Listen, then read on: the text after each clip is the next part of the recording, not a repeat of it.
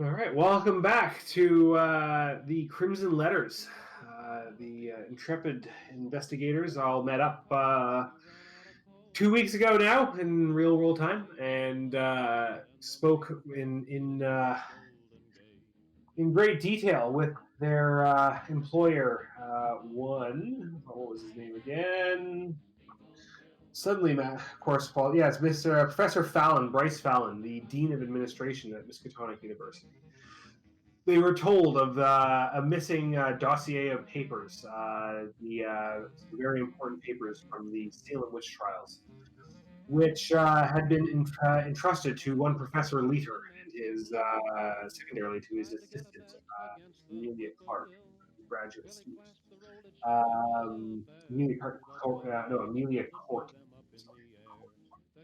And in the weeks that intervened, when when Professor Leader was to be assessing these papers for their value on behalf of the estate that entrusted to the university, he was eventually found dead by Amelia Court in his office. She had requested that the door be opened by the groundskeeping, by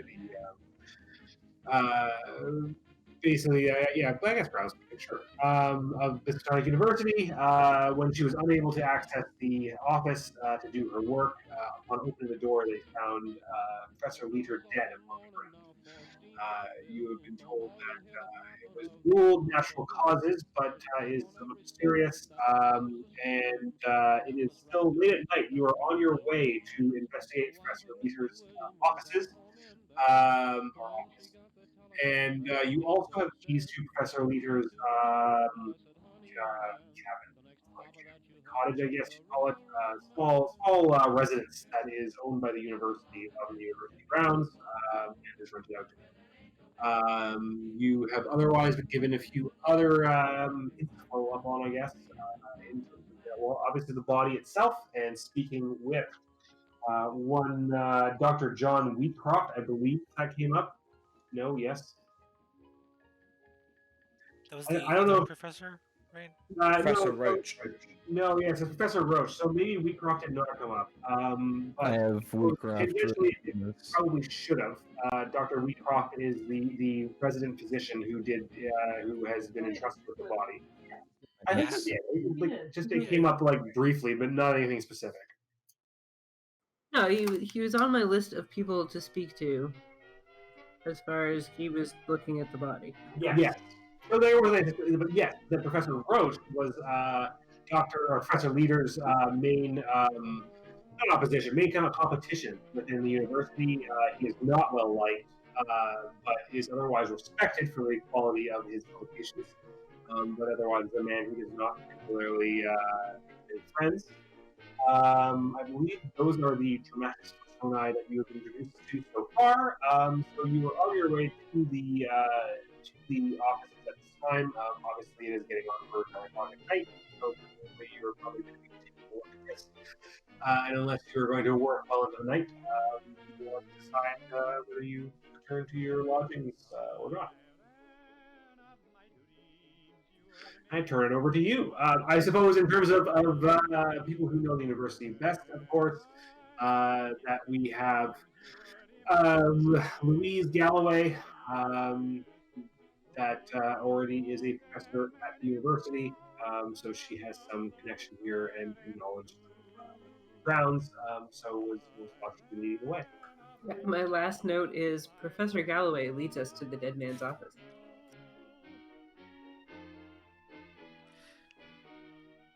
Yeah, so I'll lead them to the office. All right, let me switch it over. This is one of the ones that there is a map for, I believe. We're still at night, right? Yeah. Yeah, Thursday. So it's like 9:30 ish at night.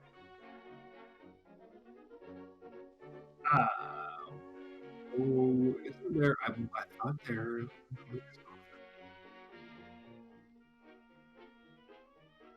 Funny, there is not a map. I thought there was. It's his cottage, it's not his office. One sec. just mentioned my sound sounds a little weird. I'm quickly going to check the settings. Oh, it's weird. It is an NVIDIA broadcast. Is NVIDIA broadcast changed? I don't know. I'll turn down the noise removal a little bit.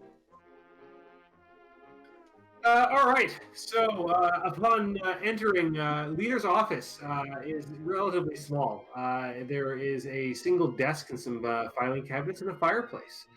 On the wall, there is a shattered mirror, and within the fireplace, you can see signs of some documents that have been recently burned. And there is a small outer office where presumably Amelia Court normally sits.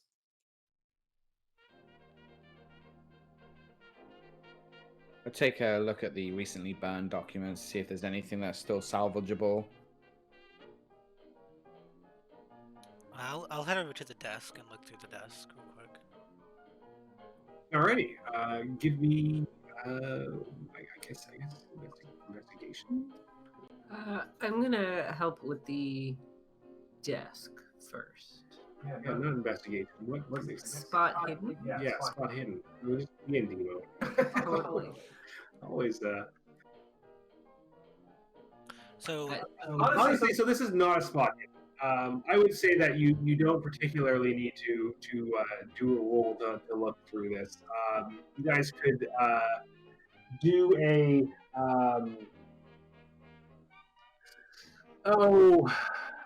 Can I do a psychology roll to see if there's anything in her desk that hints that she meant the professor harm?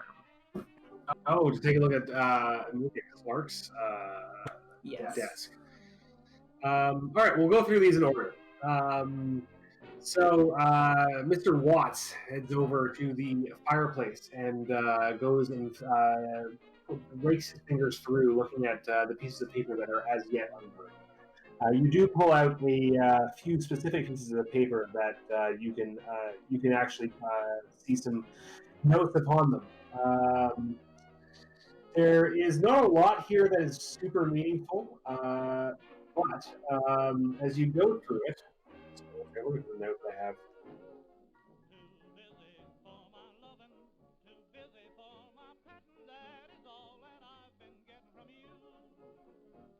I'd also like to go through his financial paperwork with an accounting role to make sure that he is financially stable and wasn't in a spot of bother. I bumped my accounting up to 70. I'm just kidding. I did. Honestly, relevant. Yeah. Potentially relevant, but Yeah. you do not find his books here. Yeah. His accounting books. That's the only time I could think of why I'd use accounting, but it's just that meme in our group. That's why I just Yeah, 100%. No, and actually, like, totally relevant thing to ask for if you found his ledgers. Where was I? burnt paper, something in there. Yeah.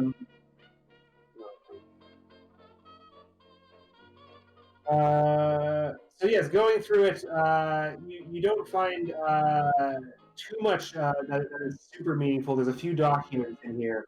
One of them appears to be the remnants of a matchbook that is for Hibbs Roadhouse, HIBB apostrophe S.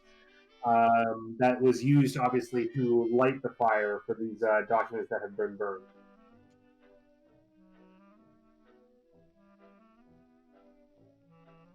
HIDBS. Gibbs. Huh? Gibbs.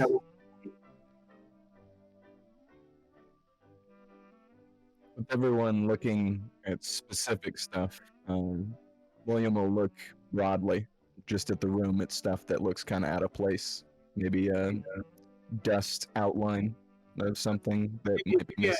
There is a spot hidden. We will switch over to looking at the files on the desk. And I will say that it was Louise. Louise, you were looking at it, right? Going through his files and in his desk, it will be quite clear that some files are missing. that there are that there should be some files in certain folders, very obviously, but they have clearly been rifled through and removed. Is there like a title on the file on the folder that would have held something like to tell what should have been in there?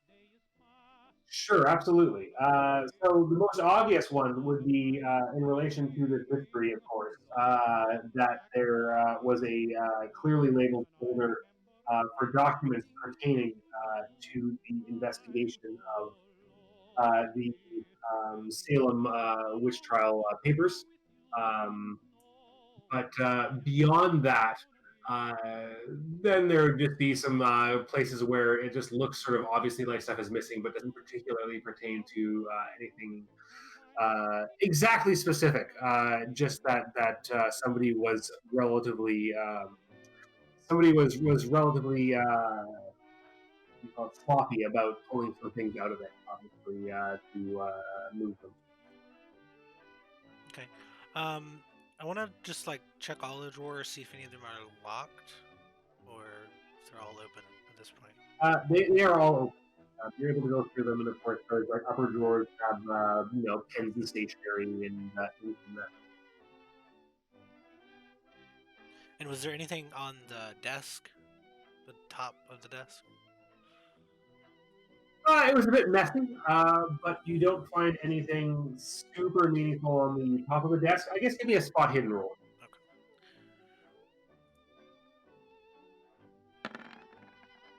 Okay. Wow. One. First roll. So, sitting through the top of the desk, moving files around, and being careful about how you look through it, you move the ornamental fountain pen holder and check underneath it. Underneath it, you find a casino chip from a casino in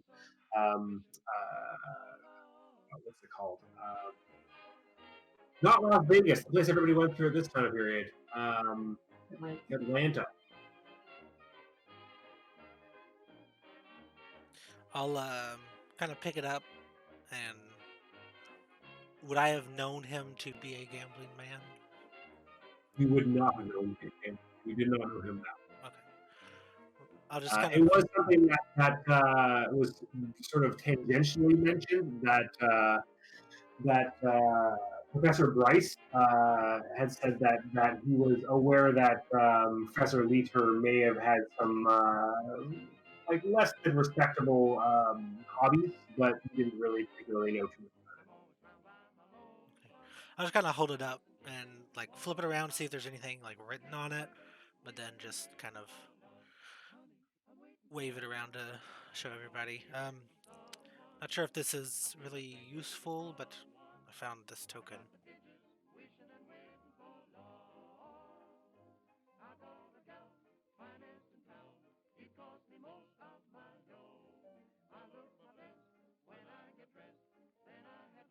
And who else was doing the general look around? I was gonna do a general looky-loo. All right, give me a general.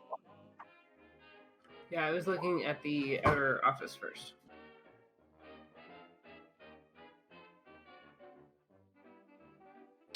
Real quick, for the skills, do we check when we succeed? That's correct. Yes, you check if it's succeeded. So if you do succeed at any point in time, assuming that it was not a truthful, then that is checked the remainder of the scenario, and you will be able to stop it.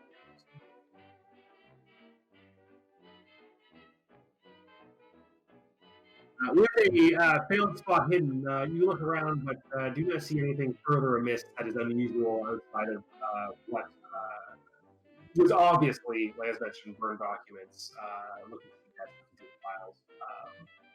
And then switching over to Noya, looking through the desk of the assistant. I guess, yeah, sure. You can give me a psychology roll to see if you can spot any animosity in any of the notes. Reading through some of the notes that are obviously there, speaking about I mean, anything as far as trying to read into the relationship between this assistant and her professor, it is clear that she has a very professional relationship.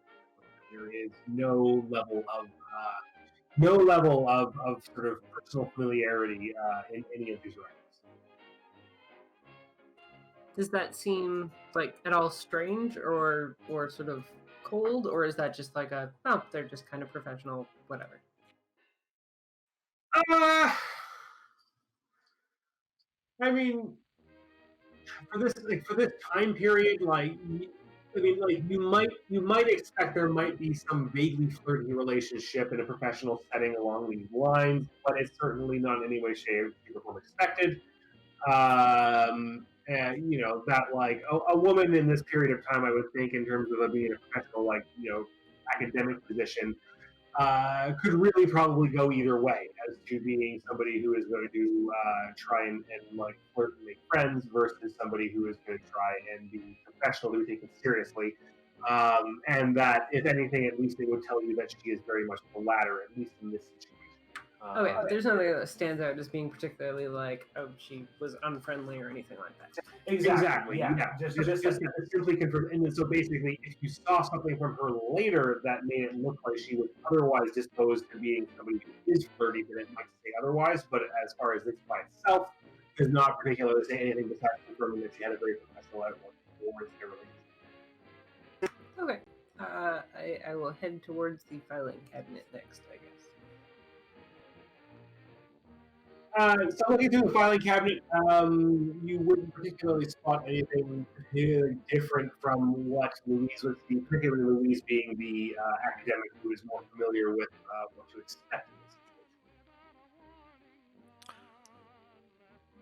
situation. You said there was a shattered window, right? Mirror. Shattered mirror. Oh, mirror, okay. Alright. You want to look at it? Yeah, I'll go look at the mirror. Is it like hanging on the wall or just like a tall, lean mirror, or is it hanging? Yeah, so it is like a like face mirror, like above a table where a wash basin could be placed, that has been shattered, and a few pieces of mirrors still remain within the frame, and then others are sitting on the floor. I'm just gonna like lift it up a little bit to see the wall behind it. See if there's anything on the wall behind it. So lifting it up and looking at the wall behind it, you see a few small flecks of blood, potentially where whatever shattered it was a fist or a hand or something like that got cut in the process, leaving some traces of blood. And so they said that they ruled the death as a natural cause. The death was ruled as cardiac arrest and massive heart failure. Okay. I'll just turn around and say, this room seems off for it to be natural, as they say. I don't know what to make of this entirely just yet. Does look like it's been rifled through a little for someone who died on his own. Yeah, whoever took the papers either was watching him closely or knew what was gonna happen. Are you continuing to like look at the mirror, or do you replace it on the wall? I wasn't actually trying to take it off the wall. I just want to like lift it up just a little bit, just to see the wall behind it. Sure. So yeah, if I would have had to have taken it off to look behind it, I would have put it back. Yeah. Yes, exactly. That's kind of what I was thinking. Do you particularly look at the pattern or placement of the shattered reflective glass? I guess yeah. I'll look at it, see if it looks like anything particular happened. We can Well, I get feel like I'm leading you. 'Cause, as you look upon the actual shattered reflective glass, suddenly the light flashes before you, and you see a darkness cloud over the reflection briefly. And the few brief flashes of whiteness appear within the reflection. And you feel as what feels like an ice pick driving into your head for just a brief moment. And give me a sanity roll. did anyone First else? sanity roll. Did anyone else see this? No, Okay. it was only as you looked into the actual. You cry out briefly and hold your forehead, letting go of the mirror as it still is hanging upon the wall, so it falls back into place. And you clench your forehead and then shake it off, suffering no sanity loss. But the memory of something within the glass flashing before your eyes remains. I'll just say, oh, sorry about that. Are you all right, Miss Galloway? No, just a sudden headache came over me. I'm okay now. Um, yeah. Sorry about that outburst. And then you said there's pieces on the floor, on the ground. Yes, some of the pieces that shattered out of the frame have fallen to the ground. Okay, I'm just Did gonna. did that scream sound recognizable to me? No, I wouldn't say so. I was just gonna say the like combination of people being horrified and the name Galloway, Nora suddenly puts the two and two together. I'm going to just bend down and pick up one of the pieces, carefully not to like cut myself on the mirror. Looking closely at the other broken pieces, you do not have a repeat of your experience from before. They appear to be normal. I'm gonna take a smaller piece and just pocket it. The other pieces there.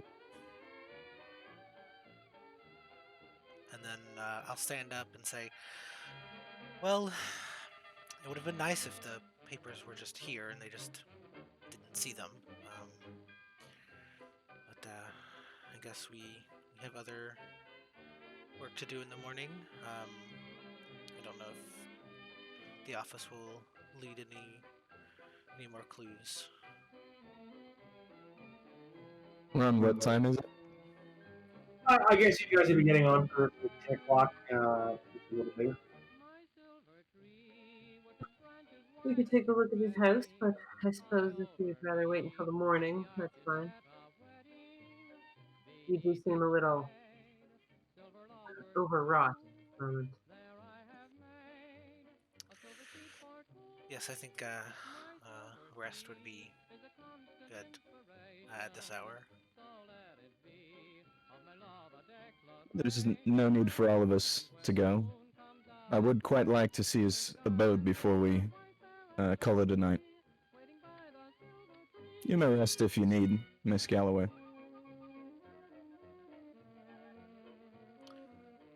I assume they have the directions to his house.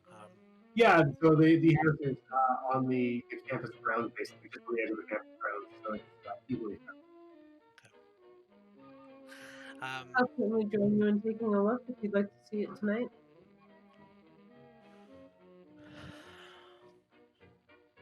Say, well, if you are all going tonight, then I guess I'll come along. No need to have you repeat any information found.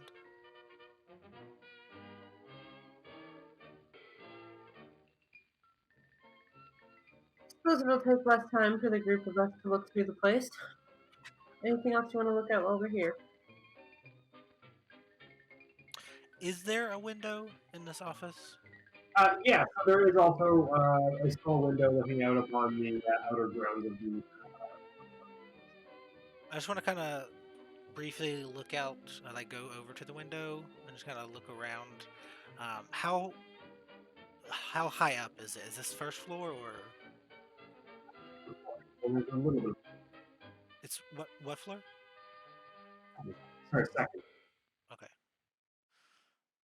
I'll just kind of peer down, and if I don't, not really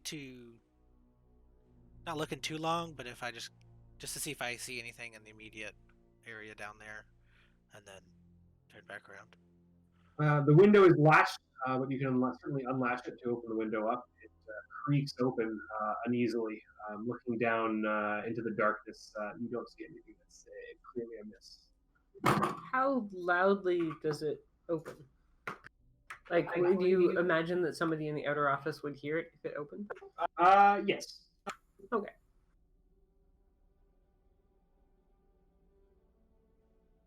And just as a refresher, he was found dead in a locked office, right? This office. Correct. In this office, it was locked. Window was closed and locked. Door was locked, and he was lying on the ground. I guess it wasn't specifically mentioned. He was found in the middle of the floor, basically near where that shattered mirror was. It's not a large office, so that would be the only place for him to be, other than being specifically at his desk. I did kind of a general look for like stuff that could be missing or out of place, but would I also be able to specifically look for consumables, food, drinks, something that could be poisoned? Taking a look through his drawers and behind the furniture and stuff, you do not find any secret stashes of alcohol or food or other vices potentially. There's no sign of something that he had eaten or drank that might have caused his situation or affected his mental state. Nora's going to light a cigarette and lean sort of partially out the window. Just look and see if there's anything that could like easily be climbed or down. There is not. There is ivy on the side of the building, as any good long-standing institution in this part of the world would have. But it would be pretty difficult to climb that ivy. I did have a question for Thomas. Thomas, I know you're very speculative and you have lots of ideas and insight and as to why weird things happen and things that may not seem as they are. Do you think there's any coincidence between the mirror and this man's death? But I'll take a look at the mirror. Take a look at the frame design, see if there's any symbols, anything like that would indicate that I recognize any of this stuff to be any of the weird stuff. Give me an occult roll.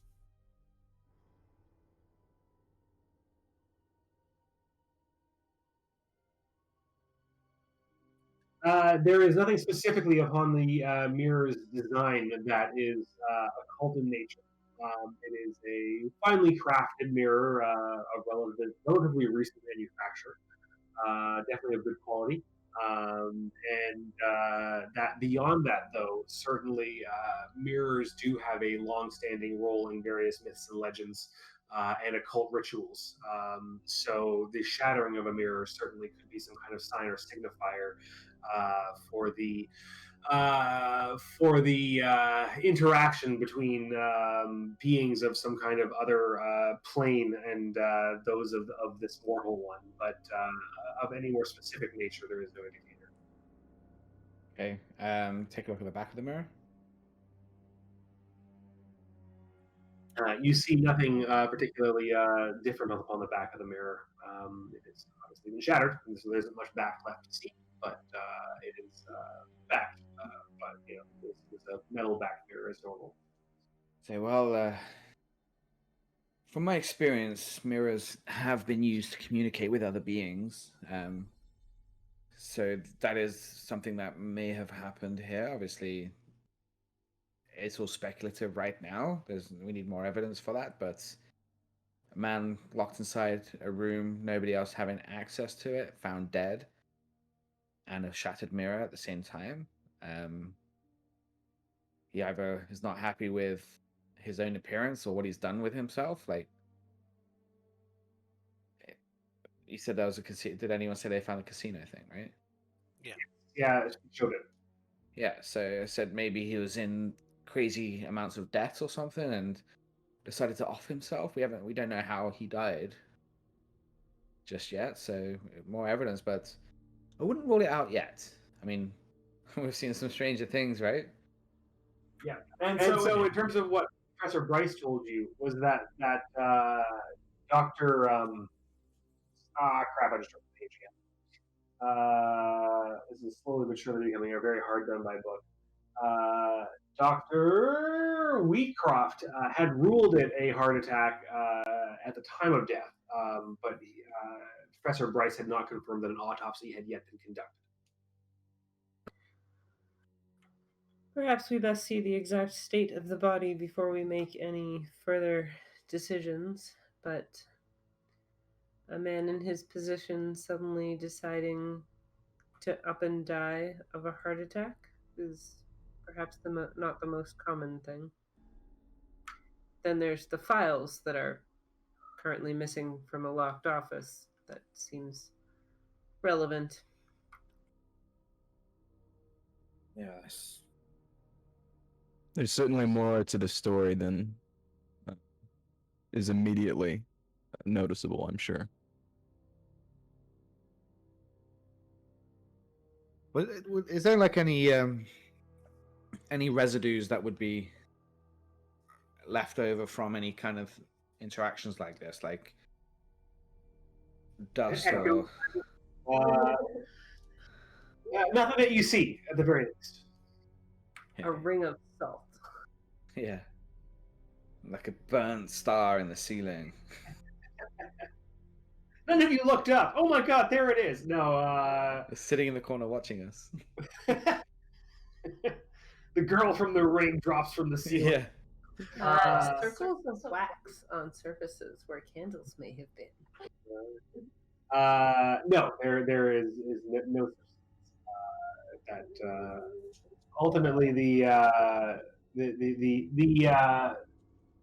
room is relatively mundane. That much of the interesting information that was burned in the clearly, yeah, so basically it's like either stuff was taken, he may have just simply burned stuff himself before he died, versus the stuff having been taken by him or somebody else, obviously, at some point before he died.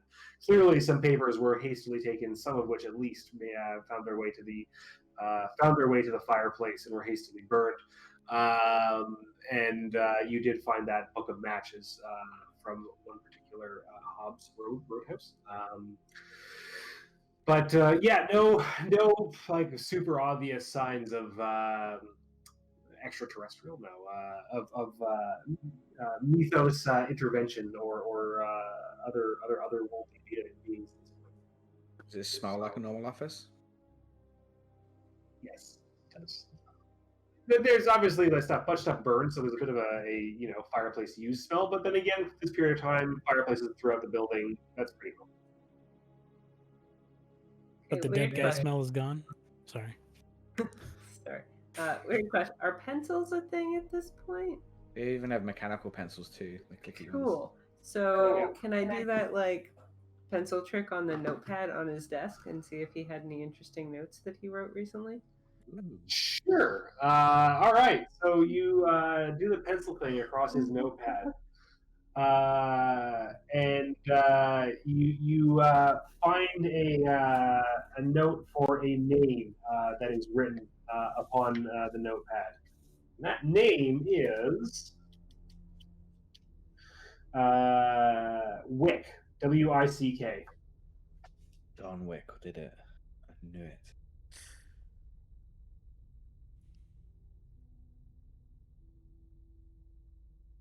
Okay. Nora will take note. That's a cool trick.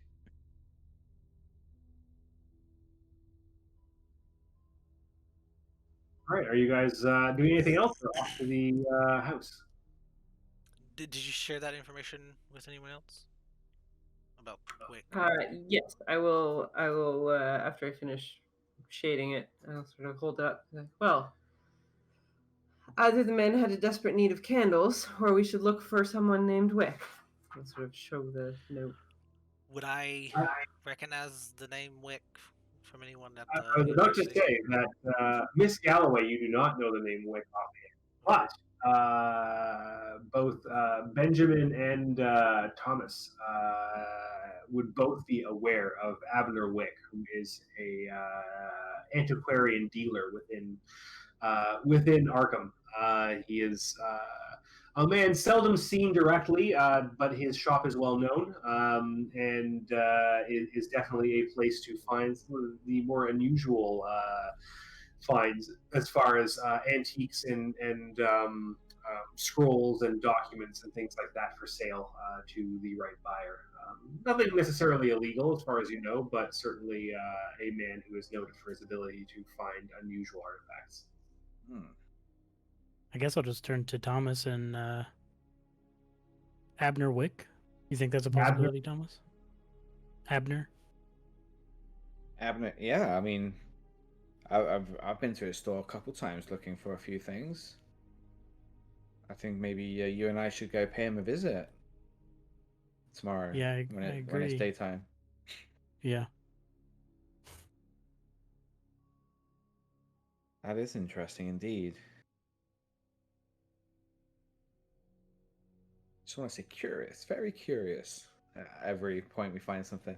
I'll share with everybody as well that I found this matchbook as well, so you're all aware that I found this matchbook that was probably used to start the fire. Nothing else was legible. That was a clever trick, Miss Baker. Did you learn that while you were on the force? Yes. So you were on the force then. A lot of private investigators do find their way into, or from that way. Well, I've worked a lot with the lads in uniform. Giggity.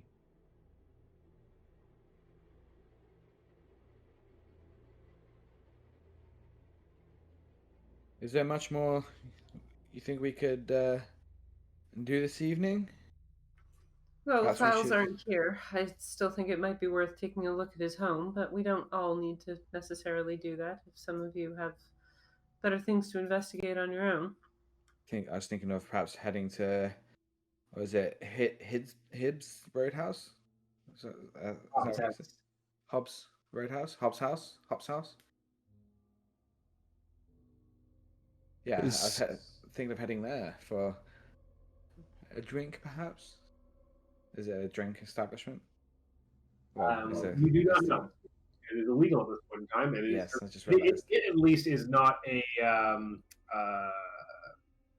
Damn it! What's the word for a drinking establishment at the time? Speakeasy. Speakeasy. Oh my god! I was gonna call it a Jabberwocky. That's not at all a word. Not at all the right thing. It is not a Jabberwocky or a Speakeasy at this point in time, as far as you know. But it might be, obviously.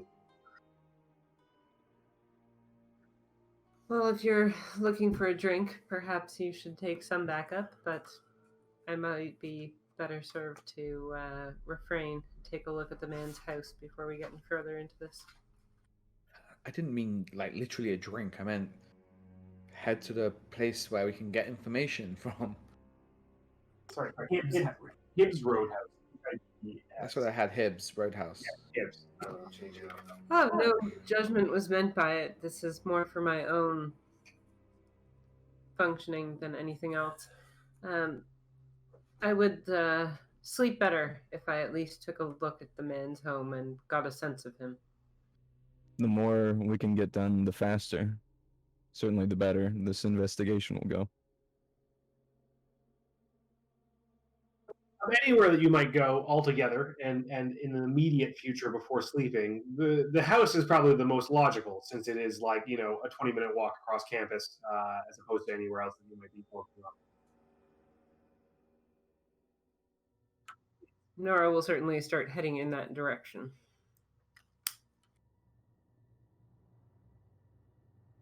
Yeah, I think I have no idea where this Hibbs Roadhouse is, and me heading out at this time of the evening by myself might not be the best idea. So, I'll join you. Where'd you get the name of the roadhouse? From a matchbook that I found. Would it happen to be the speakeasy from my meaningful locations? Insert name here.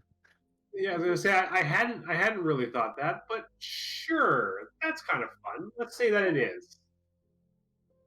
It was Hobbs Roadhouse. Hibbs. Hibbs. Because it is a speakeasy. That is definitely true. So sure, yes, it is. It is the speakeasy that is your meeting.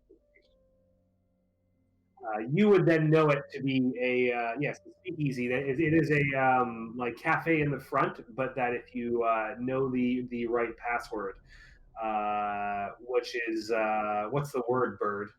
And if you say that to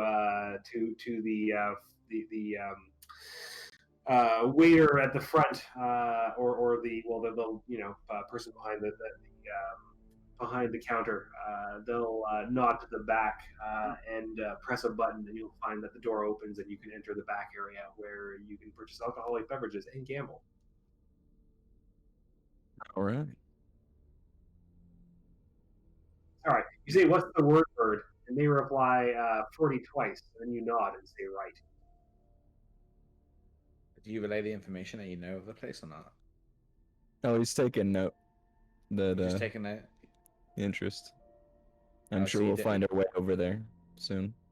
But you didn't tell me that you know the location. He'll probably come up. Okay. We'll see after we hit We'll this wait. house. Unless you're wanting to split up. I was thinking of splitting up. All right. Because like you could jump in when I'm saying like I have no idea where this place is. Hibbs Roadhouse and We'll say you're holding the match, and he, William, kind of catches the name on it. you pull out your own cigarette and light it with your own matches, which is the exact same matchbook. Where'd you get that set of matches, Mr. Watts? Oh, this is the matchbook I found in the burnt garbage. Where he was trying to burn his papers, I guess. Interesting. I've heard of this establishment. Oh, you I have? wouldn't have expected someone at the university to frequent. What kind of place is this? Let's just say someone at the university probably wouldn't frequent. Is it far from here? How far away is it? It's basically on the outskirts of town. It's a solid couple hours if you're walking to get all the way across to it, but not too long if you're going by car or carriage.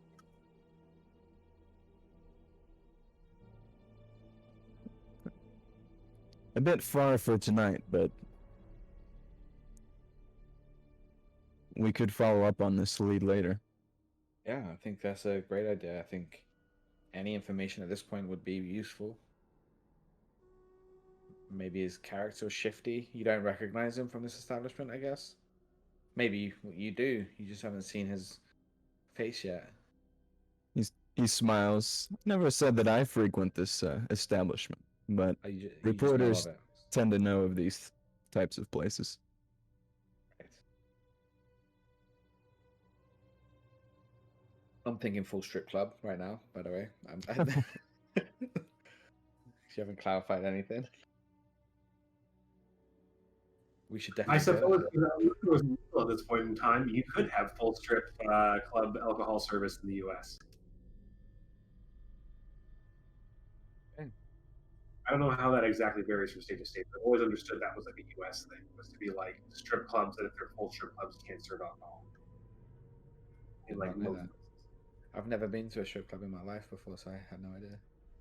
Actually, neither have I. It's somehow like I don't know, like literally I don't know, like all the bachelor party things and stuff I've gone to have been like it's a bunch of guys playing video games. Oh, Pretty much. mine ended up in ones. Yeah, I've been to the other one was we all went and camping, so it was just like a whole bunch of guys out in the middle of the wilderness. Fun. And there's yellow leaves everywhere, right? Fortunately, not. No, there were moose. And there were bears. Oh my god! So we got back from the camping trip, and we were like, we found a lot of like shit in the woods. And we took photos, and we're like, well, we had no internet, so we couldn't Google what kind of shit it was. And we got on the way back, we Googled it, and we're like, wow, that was all bears. Wow. So a bear does shit in the woods. A lot. It was everywhere. Oh There my were goodness. literally a lot of bears. Interesting. Anyway, sorry, complete aside. Yeah. So yeah, you guys are on your way over then to the house. Yeah. On the way out, like he had an assistant, right? The professor had an assistant. Yes, that was the desk that Nora went through. Oh, okay, never mind then. I was gonna check that. She was looking for, and she looked through it, and then she also particularly looked to see whether there was any sign that the assistant held animosity towards, or of the general relationship, and that the thing there was that the assistant clearly had a very professional relationship. There was no sign of any kind of like particularly personal connection. Never mind then. And then the other thing I did ask was there actually any sign of a struggle at all, or it's just that the paperwork was missing? That was it. Basically, yeah, that like obviously very hastily a bunch of files had been gone through. Clearly, some papers had been burned. Exactly what was connected to what, I can't be sure because a lot of it was burned. That you couldn't make much out of the actual papers themselves, but you could see that matchbook, which had that courthouse. And yeah, otherwise, like the mirror was smashed, which was unusual. But that there wasn't any other particular sign of struggle other than the fact that the mirror was smashed and the story is found dead. Was it a filing cabinet with the files that had been gone through? And if so, what drawer and letter was left open? That was something that Miss Galloway asked about as to like the exact specifics of what was missing. Not what, but it's just more so like what letter they got to the letter O, LMNO, and there were a variety of different places in which out of the filing cabinet that had clearly had stuff removed from it. One of which very clearly related to the sorry, what is the actual name? There's a name for the papers. Too far.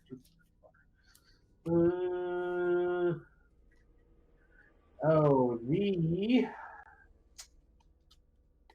Hobhouse papers. Hobhouse is the family where the Joshua Hobhouse died, who was the owner of those papers, and so it is the Hobhouse estate that was being passed down to the Cobb family, which is an offshoot of the Hobhouse family. So the Cobb family, who is also still wealthy in their own right, had asked that the entire estate be assayed, in which Miskatonic University was selected to do the assessment of his rare antique collection of antiquities, particularly his various papers, books, etc. that were part of that estate. Okay, and then frick, I forgot I had a Ouija board. I could have pulled that out. A Ouija board. No, yeah, that's it. That's all I wanted to know. Sorry. But yeah, I'll be following Nora on her way. On the way out, we'll approach Miss Galloway. Luis, are you sure you're all right? May I call you Luis? That's fine. Yes, it was very brief and just I'm okay. I'm okay now. I offer an aspirin. Oh, thank you. Don't know if there's water nearby. I don't know. Were water fountains a thing? Surely, well, of course, water fountains was a thing. There was a whole big thing. There was water fountain. So there was a water fountain somewhere along the halls as you were exiting the building. I was gonna ask if it was raining outside. So yeah, I'll use the water fountain to get a little drink to take the aspirin. So yeah, thank you. Of course.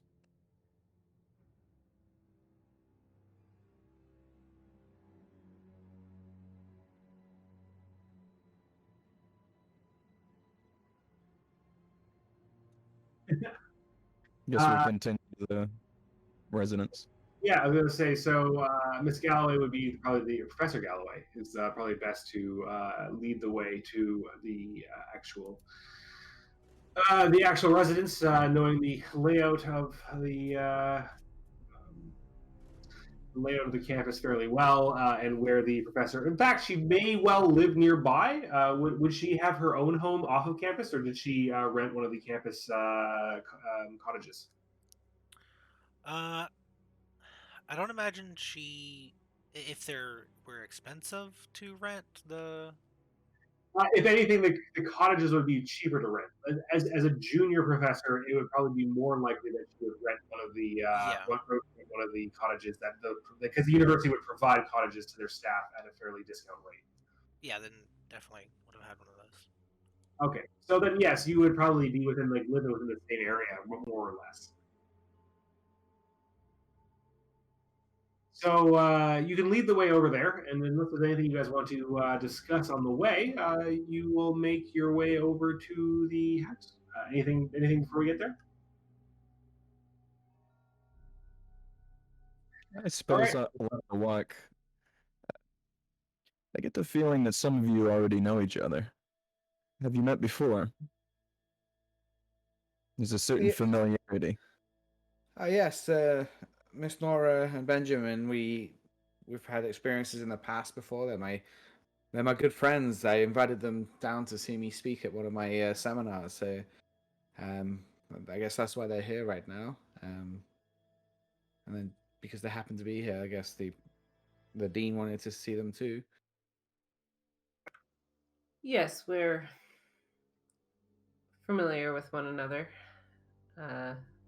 Not sure our past experiences have quite earned the title of friendship, but we have certainly been through enough to make you a worthwhile ally in situations that are a little bizarre. I'm here mostly because my cousin can't be, and it seems like a worthy cause to follow up on. But so far it seems rather different from what we found in that forest, don't you think, Thomas? I do, but the only thing that's like sticking to the back of my mind right now is what are the chances that all three of us get pulled back together again to investigate something that seems that it could be normal in certain ways. So to me, I think we might be diving back into the scenes of the strange. And I would not be surprised if we start to experience what we have experienced before. Oh, you're the one who has been following this, and as you just suggested, you are the one who has pulled us back together. Perhaps there's more there than we thought. Well, yes. I mean, I didn't invite you along to the investigation. I invited you to see my seminars.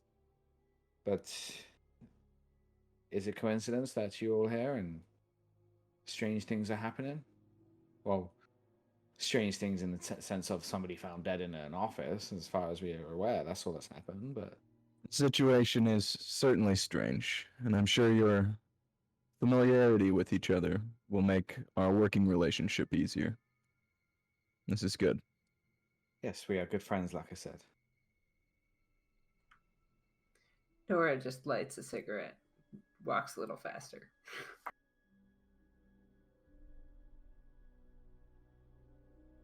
The others are disgusted by the fact that you spoke Mentos. They are not Mentos.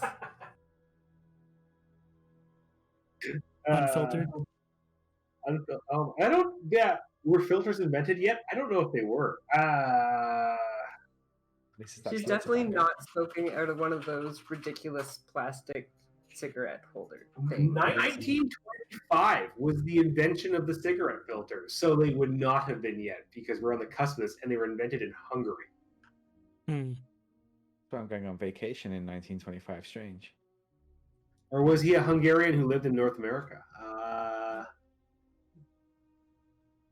Yeah, it wasn't until 1935 that a British company, developed a machine-rolled filter tips.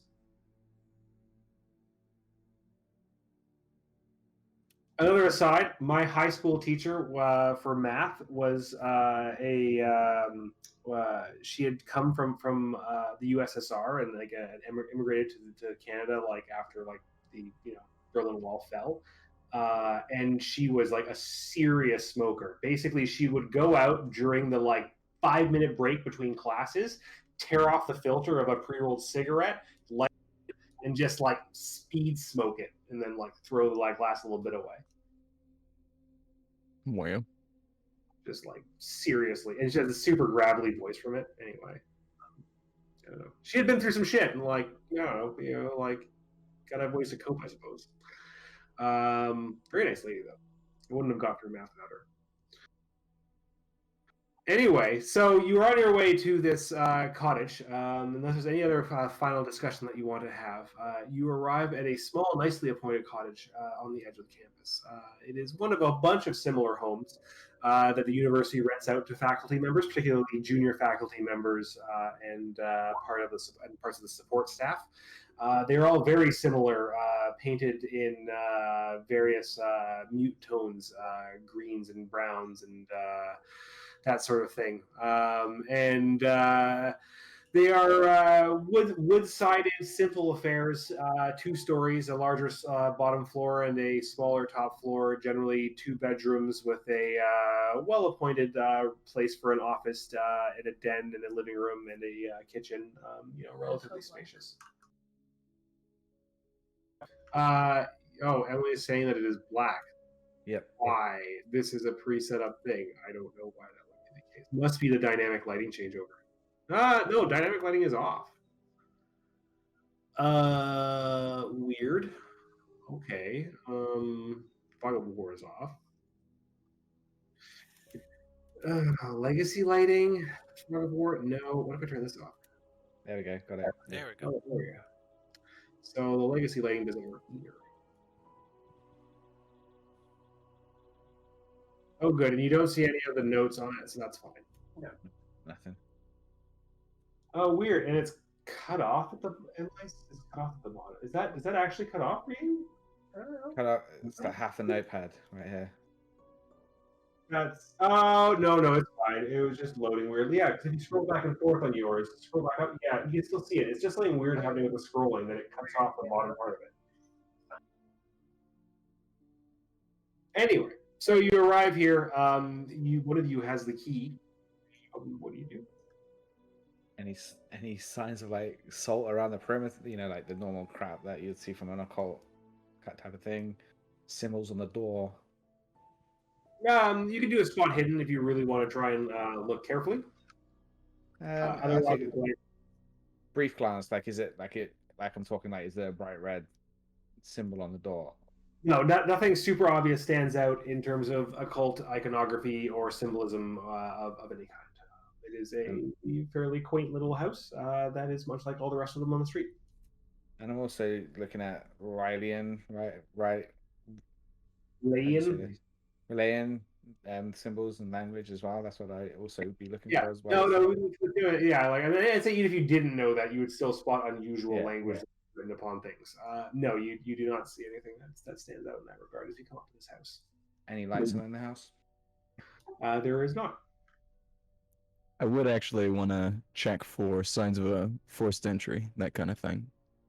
Are you going to go around the outside of the house to look? Yeah. So as you circle the house, and then we'll roll back to the others who may be entering the house as you do this, you do not see any sign of forced entry on anything other than as you get to the back door, you can see that the back door lock is new.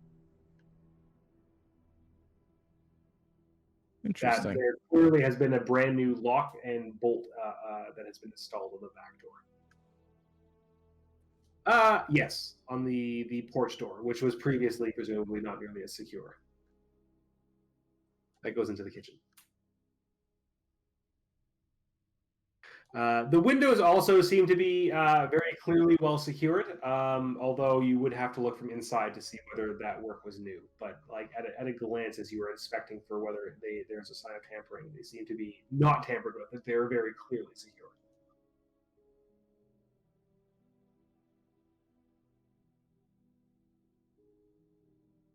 So this would be the front door here.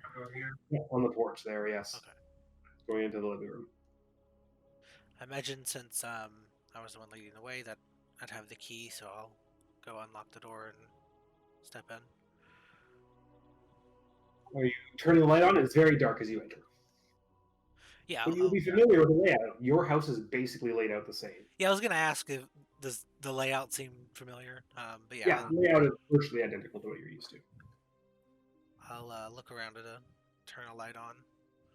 Yeah, you flip the light on, and the bulb flickers and comes to light. You see a pair of love seats and a easy chair arranged around the fireplace in the main living room. The room seems relatively unmolested and in a general state of being not too messed up, but there are some signs of a few papers upon the floor leading into the study.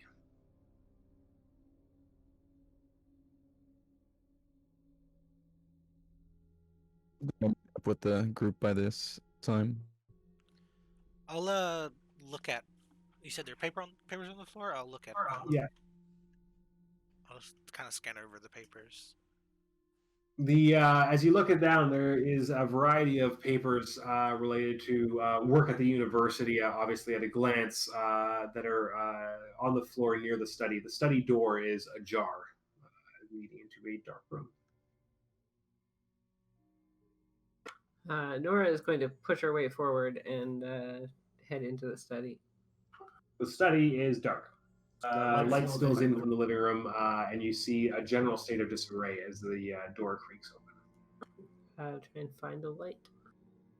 There's a light switch just to the side. Flipping the light on, the room becomes properly lit, and you see that it is in quite a state of disarray. Various papers, books, and so on have been clearly rifled through and completely disorganized. There's various stuff upon the floor, upon the desk that looks out the window to the side, and generally a variety of things that have been clearly pulled out and moved around.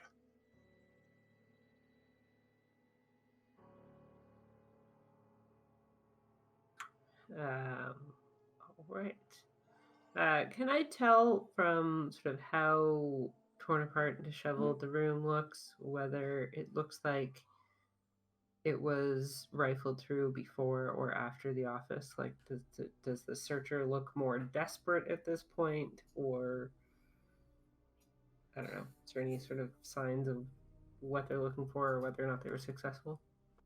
What would you do to figure that out? Do you have an idea of what skill you would use to leverage to try and derive the intent of the rifling? I feel like I was thinking psychology. But yeah, I don't know if that's quite a psychology thing. Although you're very good at psychology. Yes.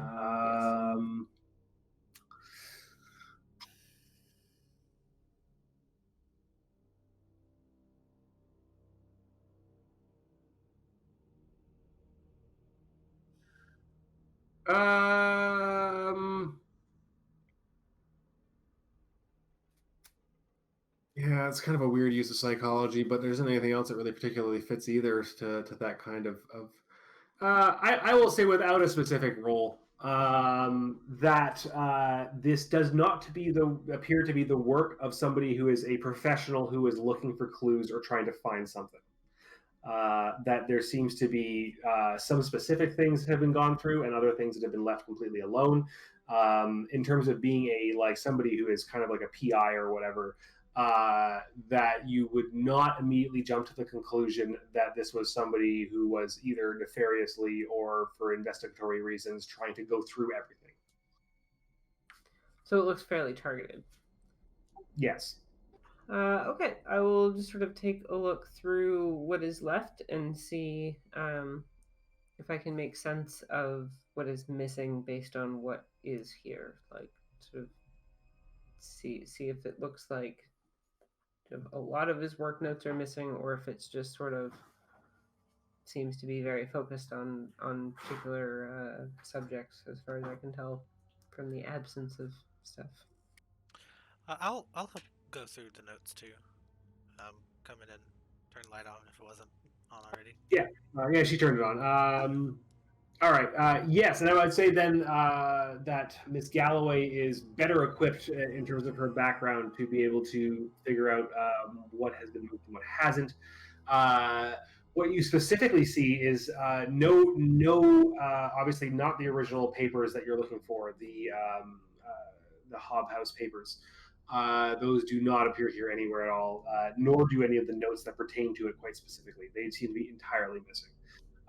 You generally see some of the pieces of work related to some of the other previous research that he had been conducting, but basically it's all fairly innocuous stuff that seems of low importance. Basically anything that was more recent and important is conspicuously missing.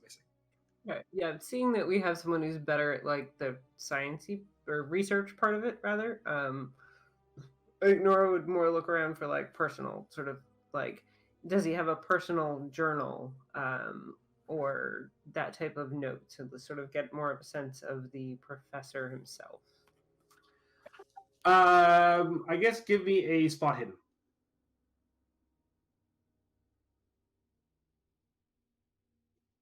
So you find deep in one of the bottom drawers a logbook, an actual accounts book that keeps a tally of his finances. You pull this out. Would I know that Mr. Watts knows anything about that? Well, no, he said he was joking about his accounting skill. Yeah, I suppose. Does anybody have accounting skill? My accounting's terrible. Yeah, I don't know. I guess I would just generally take a look at it for anything strange, but I don't know. I don't know anything about it.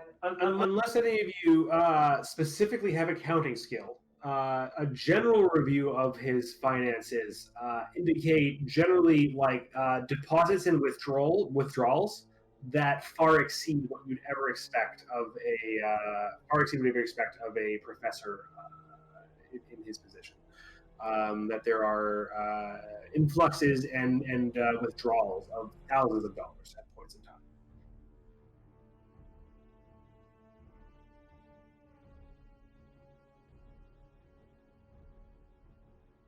I guess before I meet back up, are there any markings like on the new lock, like a trademark or anything? Any indication who would have installed it? I mean, there is a brand to the lock, but not like a specific marking of who the locksmith is. Okay. Guess when I come in, I just do a general look for places that people typically hide things, like a safe or false door, that kind of thing.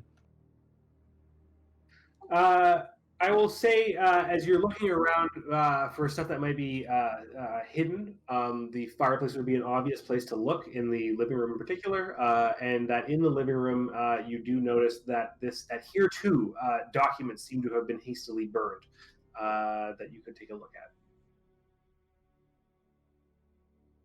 All right. So yes, if you want to sift through the ashes, as you look through them, you will find that there is a receipt for the replacement for the cottage's locks and bolts, dated September 12th.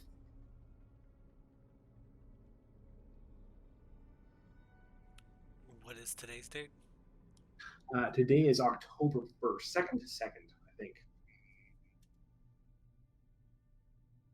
Go back to the thing.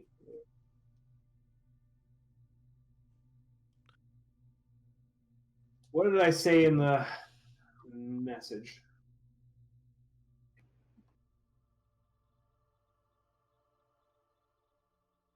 At the very least, weeks prior. Second.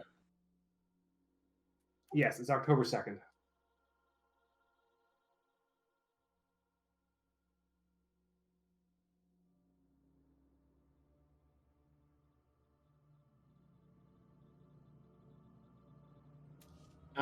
Then I would say that you also find within the burned documents part of a diary, personal diary that notes a date upon it that has an 8 o'clock meeting with one Lucy Stone.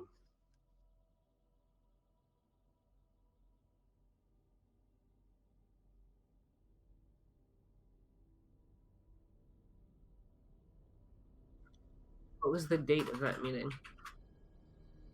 That date was earlier in September on a Friday night. I have to look at the 1926 calendar to figure out exactly when it was. But it was a Friday night. It's going to go and meet Lucy Stone. That's funny. They don't tell you. Okay.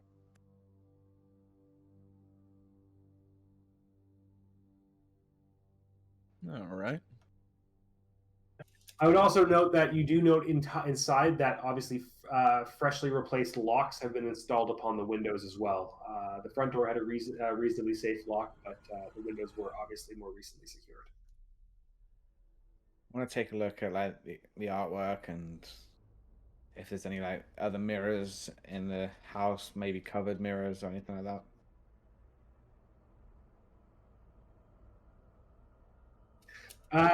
So if you're going through the ground floor, the dining room is relatively unscathed. There are some items, obviously, that have been hastily left upon the table. And similarly, the kitchen is in somewhat of a state of disarray as well. And the larder is relatively untouched. Has some various canned goods and so on stacked upon the shelves. Then the bathroom, the water closet in the north side has a mirror in it. The mirror is fine. Okay. I'll head on upstairs. Yeah, I was gonna say after going to the files, I would want to check the bedroom next. His bedroom. Go check the what? His bedroom.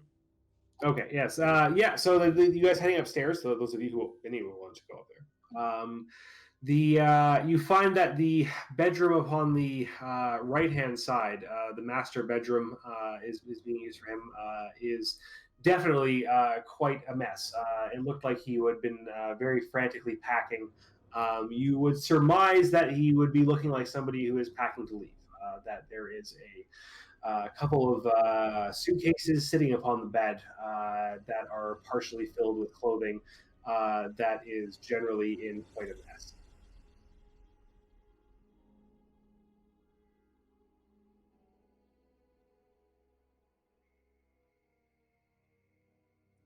I'd like to just look around the room to see if there's any, I guess any storage that might have some more information, like a closet or. Give me a spot hidden.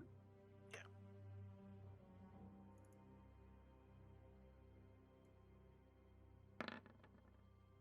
Jeez, on fire. As you're going through the room very carefully, you check all the nooks and crannies, particularly being familiar with the building. noting that there is a large wardrobe along the one side. You dig through the wardrobe, moving various clothing around and looking down to see if anything is hidden at the back. Tucked into one corner, you find a stack of papers at first, cardboard, that you pull out, and you find many travel tickets and receipts. These are related to various trips to Atlantic City that are over the course of the last couple of years. They basically tell a story of multiple trips, clearly for the purposes of gambling, where Professor Leiter has at various points won or lost relatively substantial amounts of money. Would the most recent one suggest he lost money? Yes, that is true. As you look carefully upon the dates and check them, you find some remnants of his most recent trip from the end of the summer in August, and these do not have any signs of winning money. That it seems to indicate that he had made a series of bets that did not necessarily pay off, given that you find receipts for large bets made but no payoffs. Looking around at the environment, so just making sure that I get this. It looks like he was packing in a hurry, but didn't finish, and then left and went to the office and died there of some natural causes. That is correct. Okay. I'm going to try and look around here to see if I can figure out what interrupted him in packing and sent him to the office instead, because that's weird. I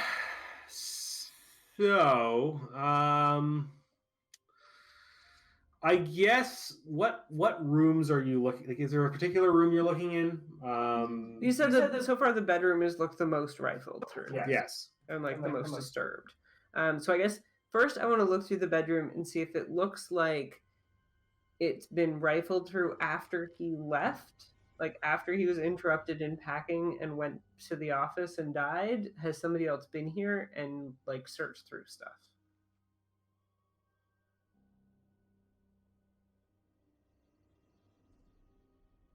I will say that you.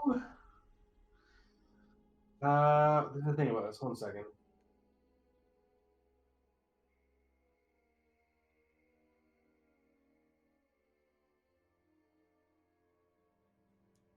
You would be able to tell that you are not the first people on the scene here. That it was September 24th that his body was found dead, and that Dean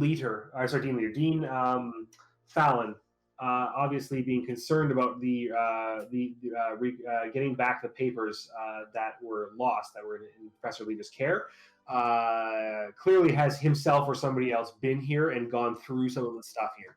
So some of the mess is resulted to them looking around. In terms of the not a professional going through all of this stuff, that's part of it. Is that you would surmise that the dean specifically went through his professional files and folders and took a brief look elsewhere, but did not go through anything that he would not expect to be the place that would be containing the actual documents, considering he would not expect the professor to try and hide them somewhere weird. Okay. So yeah, being pretty sure that we're not the first people here, Nora is going to look around for all of the weird places that people would hide things. Like, I don't know, ductwork, if that's a thing at this point. It's not. Hide hat boxes in the top of the closet behind all the mothball blankets. Give me a spot hidden. Another good one. Jeez, your spot hidden's so good. You notice as you work your way through the house that there is a letter by the door that has been pushed through the letter slot, but is lying just to the side of the door, unopened. Well, I'm gonna open it. Inside this letter, you find that this is a letter from the local sanatorium. It is just to the side of the doormat, the Arkham Sanatorium. This is a letter for the notice of admission and a request to visit regarding the case of C. Hunter, C. Dot, like his as his initial. Professor Leiter had clearly assumed temporary guardianship of whoever this C. Hunter is.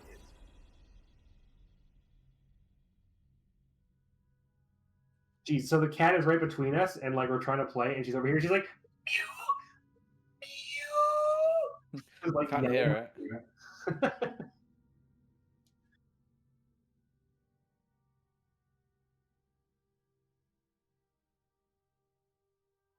Okay, well, I will definitely share that letter with the group.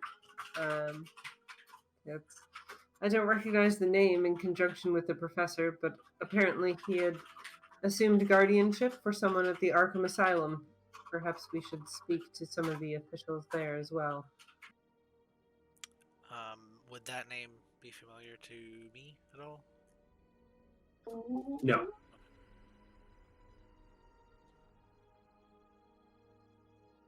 I guess no. Yeah, I don't think so. Like I mean, you could maybe I don't know. Maybe there's a rule to like. Let me look at what kind of rules that you can do for that. Just a luck roll? Yeah. So.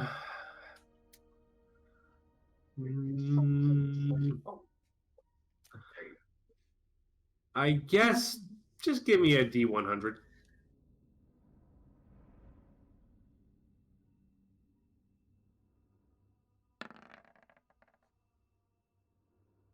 That's pretty good. So we'll say at that at a 31 that there was a student in the same department as you whose last name was Hunter, but who had dropped out some years ago. So probably like around the time I was going through the... Yeah, exactly. Like he would have been maybe like a few years junior to you. Like when you were finishing up your undergrad, he might have been starting it, and so when you were like starting your as a graduate student, he was like finishing up his degree and had maybe tried to become a graduate student but failed. Okay, I'll say I vaguely remember a hunter when I was going getting my degree. He didn't make it into the you said it was undergrad? I had not finished his undergrad. He didn't finish his undergrad and dropped out. If it's the same one, I'm not sure. Well, perhaps the professor knew more about why he did not complete his studies than previously assumed. Should probably speak to the asylum in any case. It is a little unusual, I would imagine, for a professor to take on guardianship of a deranged student. Is that even legal?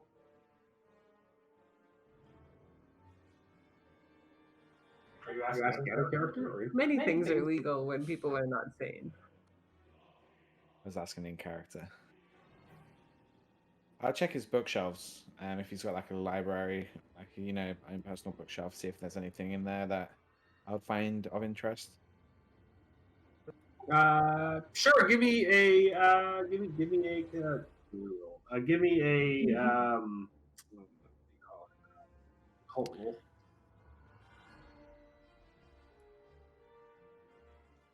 Yeah, so he clearly has some background interest, obviously in terms of his history, etc., in the occult. You find a few different books of interest. Nothing that like immediately sheds light on the case at hand.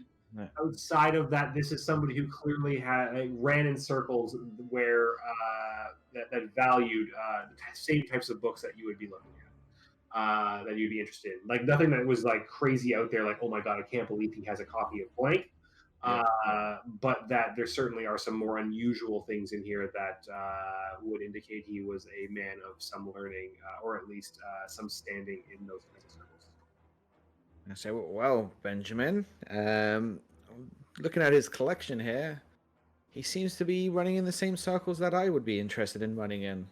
Very much aligned with the occult and the strange. Indeed. That is interesting. Coincidence? So just look. Maybe. Maybe not.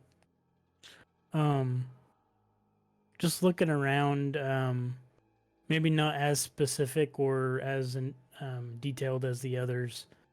Would I perhaps, like, just kind of roaming through the rooms, notice anything, like any pictures or anything off the wall that would be there, or maybe things on a table or a dresser that would be there?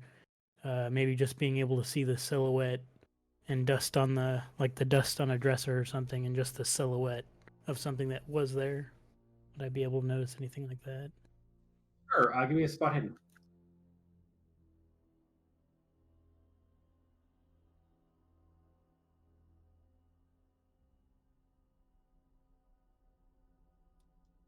All right, as you make your way through the different rooms, looking carefully for any signs of what has been removed, you find yourself in the upstairs washroom. And as you look across, you briefly look at the open the cabinet for the medicine cabinet behind the mirror, and look through it, and then close the mirror and look at yourself briefly in the reflection. There is a momentary flash as darkness clouds the mirror, and you feel as if there's a presence looking at you through that darkness. Give me a sanity roll.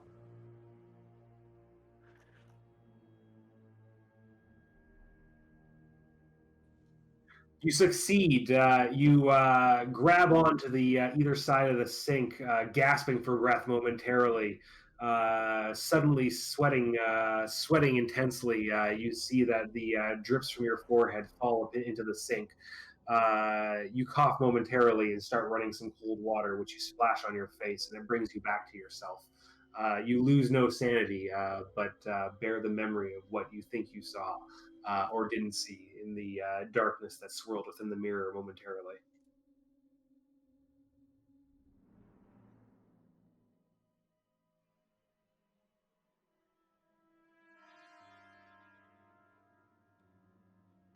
Mirrors are bad. Yeah.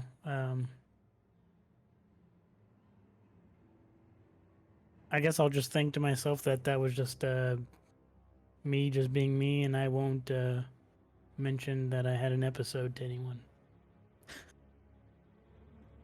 I'll just continue moseying around after I collect myself.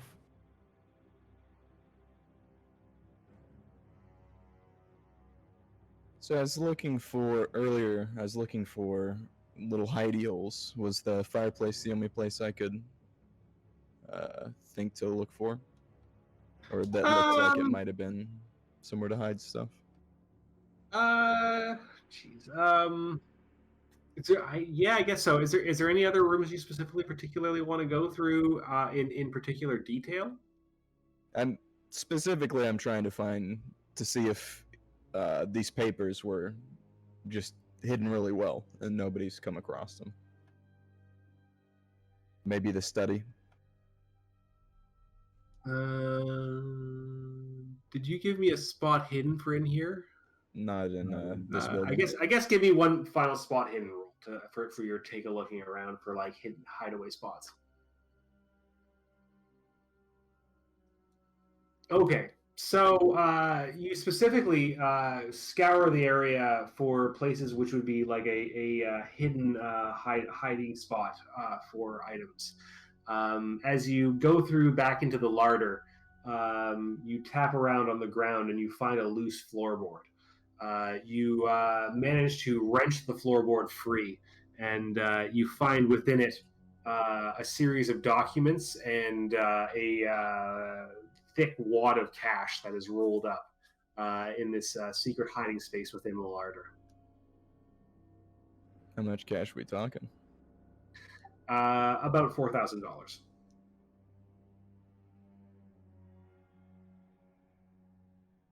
Okay.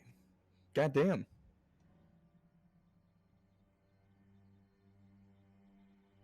And he quickly, instinctively pockets the cash, just gets it the hell out of sight. But the documents, what's he looking at? They appear to be historical documents dating from a bunch of different eras, going back from the last 100 years back to some hundreds of years ago, on various types of paper. They seem to be of various historical natures that would be logical for such a professor to own, considering his focus. But beyond that, they are not. None of them are obviously the specific papers that you were looking for, at least as far as you've been told. Do these seem like papers that were entrusted to him from the university? Something. Okay. I'll make my way to the group with the papers in hand. The money papers. I seem to have come across some historical documents. I don't think these are the papers we're looking for, but they could be of use of the university. I'll say, can I look through them real quick? Of course, and I hand them over. And I'll just kind of skim. Do I recognize any of these documents? Or... Sure. Give me a history roll. where must she I think go? that makes some sense.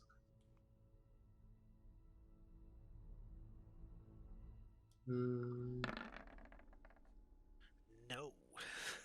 Oof. So you can tell that these are definitely some documents that would have passed through the university in recent times, and likely should be returned to the university.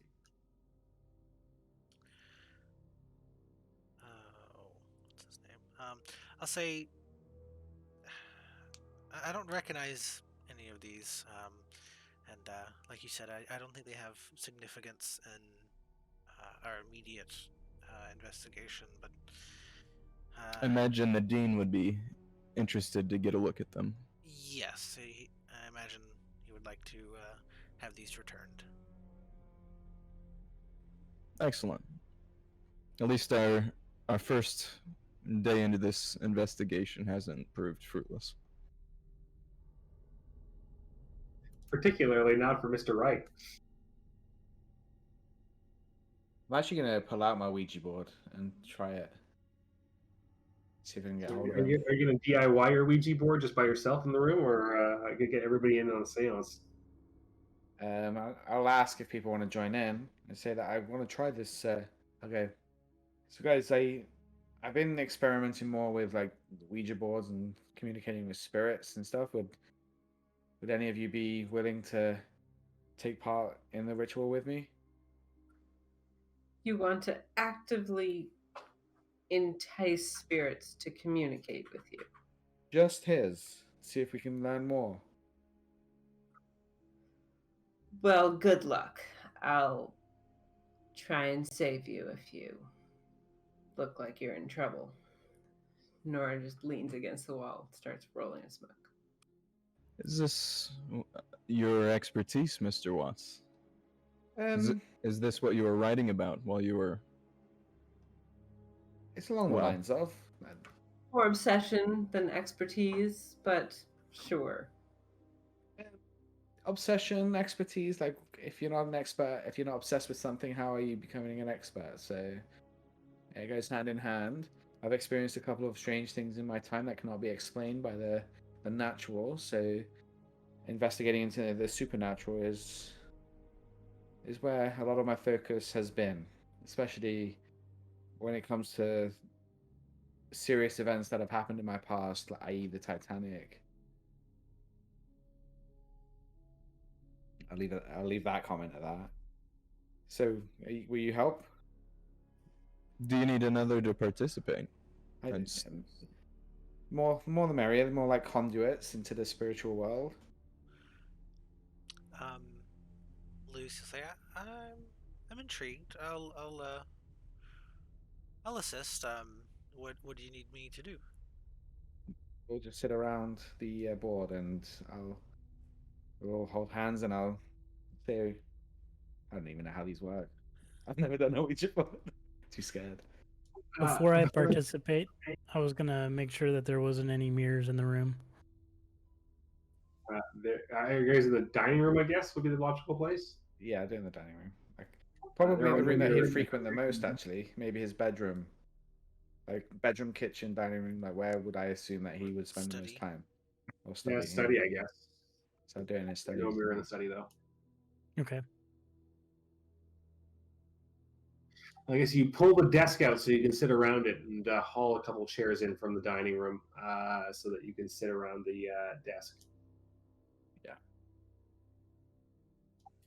So each of you participating, place your hands upon the corners of the Ouija Triangle finder thing.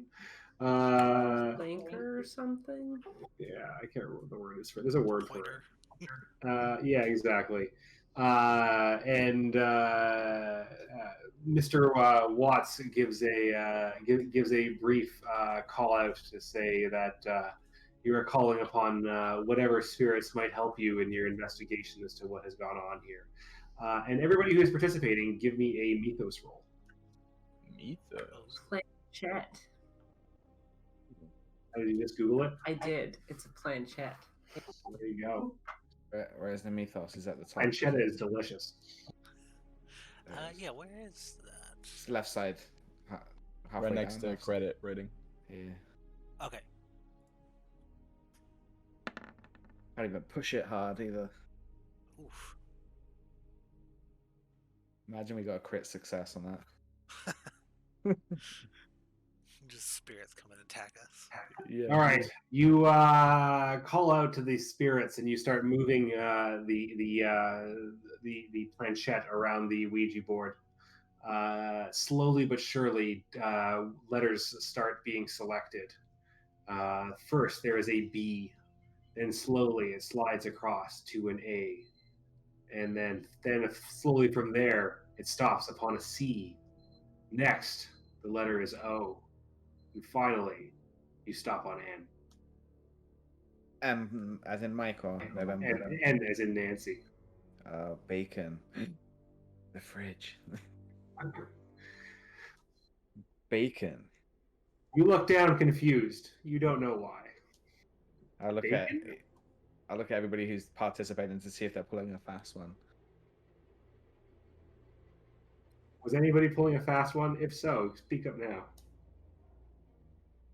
William seems to have an expression of confusion and amusement. Is this how it's supposed to work? Yes, I mean, they will. We ask questions, or I would ask questions, and they'll answer the yes, no, numbers, and they can spell out words like, who am I speaking to?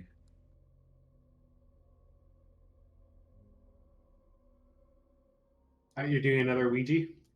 Yeah, I'm just asking who am I speaking to?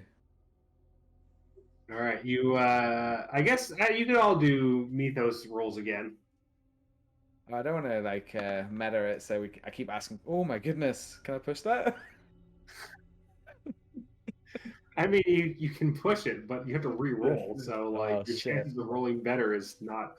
No, I was like, fuck. And we That's can't it. use luck Honestly, on mythos. You can pushing we? a mythos roll on a Ouija board, like, that is a great DM prompt for me. But, yeah, I guess you move the plank around the plank, whatever it's called, planchetta around the board again, and you pull out the letters W, R, K, L, and X. Just random letters.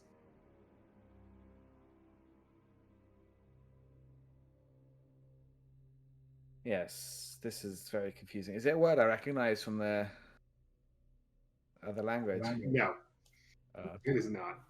It's worth a shot. I'll say, I don't think this is working properly today. I'm guessing one of you's not believing properly in this ritual. And I'll stop it and pack it away. I'm not I'll sure thank what the spirits. I'm not sure what we Sorry. were supposed to be doing, but I do apologize if I messed it up in any No, way. it wasn't you. Would I call her madam or miss? Are you married? Would I know? Ring on your finger? There's no ring. I'd say madam. I said, it's not you, madam. It's more so that the spirits were not very much willing to help us in our investigation tonight. We can try again another time, but it wasn't as successful as I thought it could have been. But I'm hungry all of a sudden. I do have a craving for bacon. And I'll thank the spirits, like, just do whatever you're supposed to do so they don't haunt you and crap. No. Well, that was certainly interesting. Hey, I've seen a lot of strange things in my time. It was definitely worth a shot. Like, what if? Like, that's the only thing I can say is what if? What if we did get the spirit of Joshua Hothouse speaking to us? Indeed. And what if it summoned a body that wouldn't die, no matter how many times you shot it? Mm-hmm. Well, maybe his spirit wasn't here. Maybe it is in his office where he died. Exactly. So it might be worth trying again. I don't know, but anyway, sorry to deter away from the investigation of everybody looking around. I'm probably going to go check the basement and then the attic if there is any of those two things in this house. There is not. This Okay. is a no basement, and the attic is like a tiny, tiny little crawl space of nothingness. Okay. These are pretty small, basic, like wooden cabins. I'm going to go to the mirror in the closest room and just say, anybody there? You're staring into the mirror in the bathroom. Yeah. I just say, how strange that the mirror in his office breaks. Is anybody on the other side? And I'll just like wash my hands, like dab my face with water. As you look back up into the mirror after calling to it and seeing nothing, for a brief moment, the mirror swirls with darkness, and you feel as if something is looking at you out of the mirror. And give me a sanity roll. Sanity, where are you? Are you on the bottom? To the top. Top. Sanity. There it is. Oof. Give me a 1d4.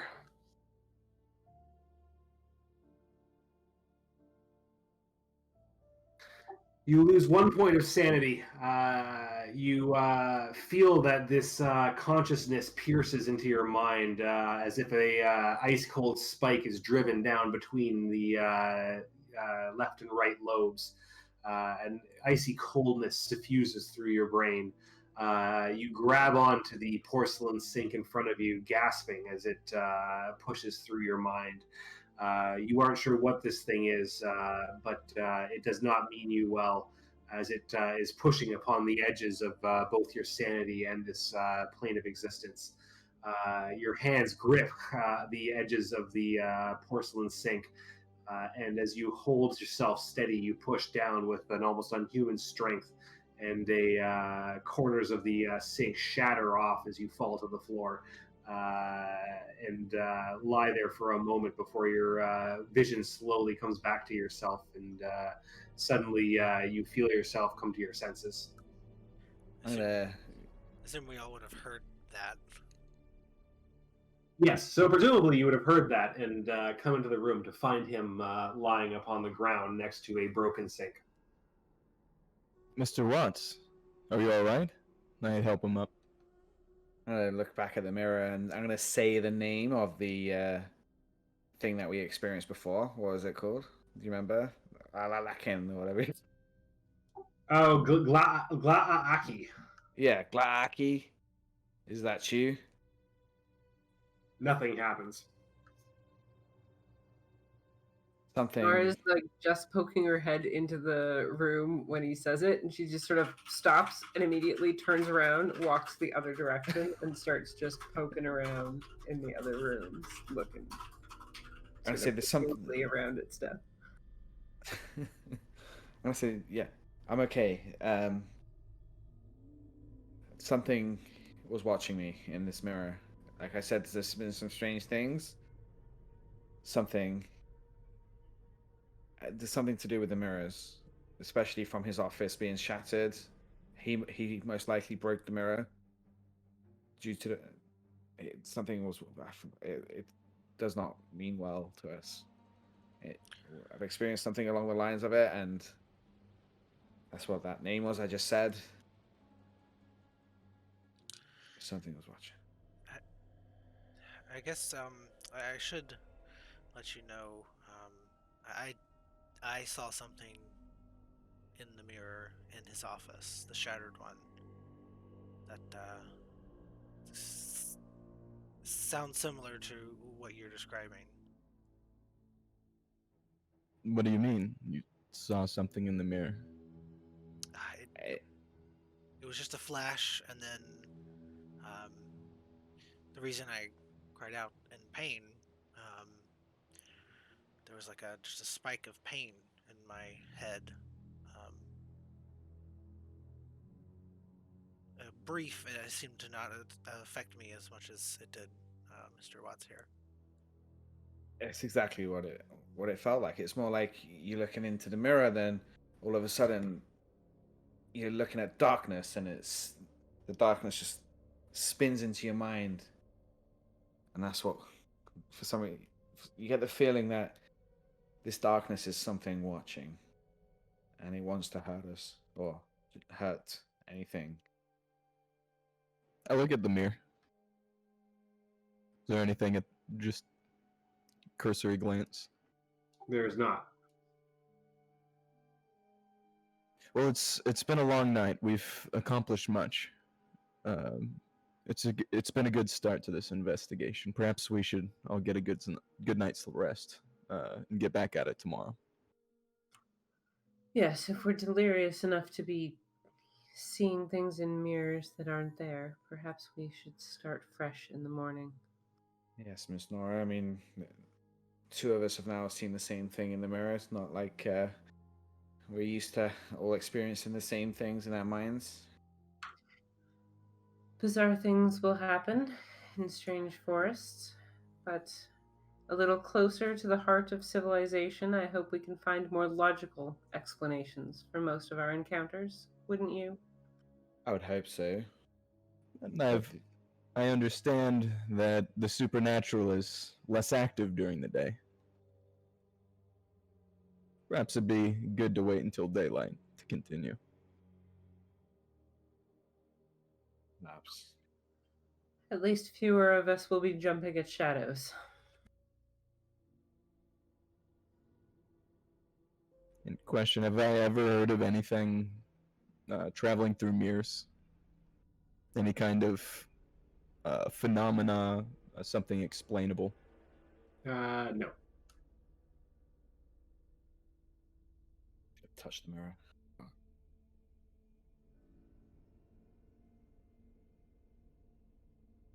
Yes. Well, I mean, something to do with something in the Mirrorverse, perhaps.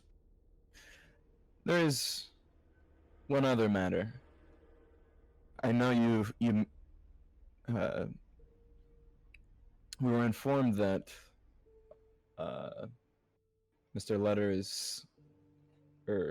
is a gambler, and along with the documents, I did find $3,000 in cash.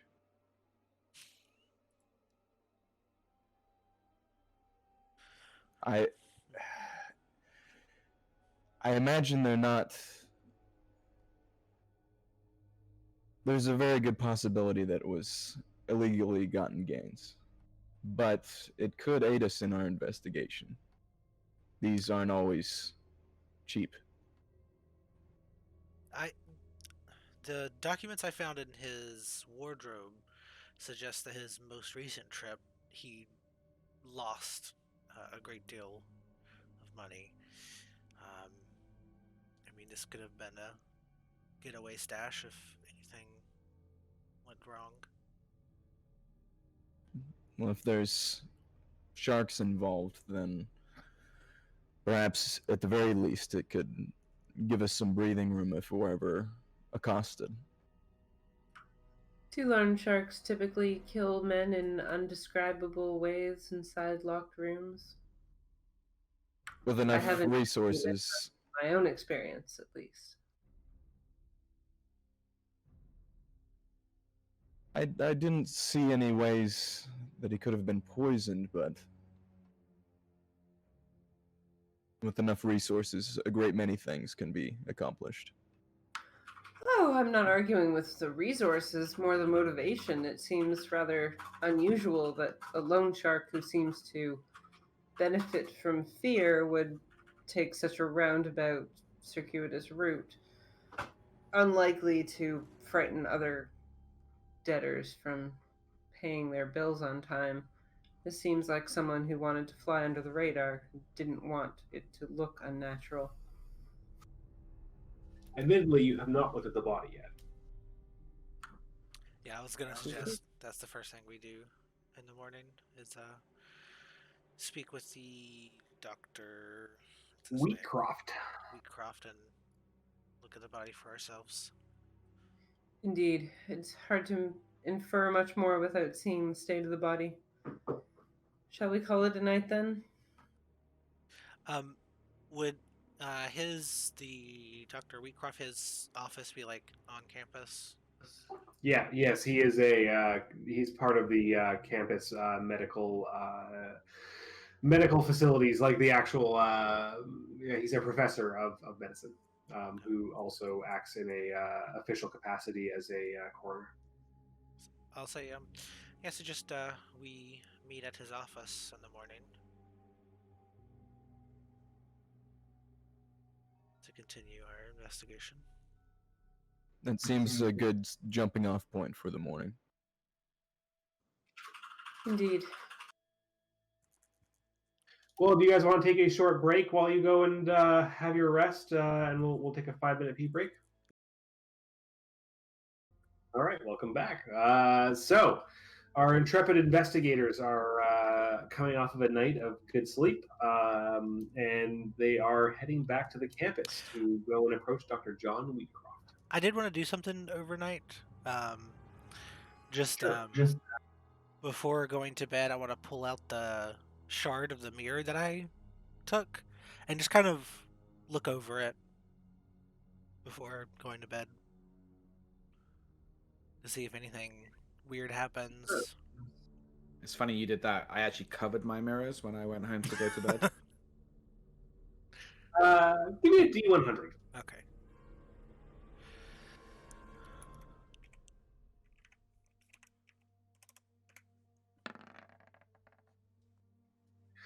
As you look upon the mirror, it seems totally normal. Nothing happens as you, I was going to say fondle.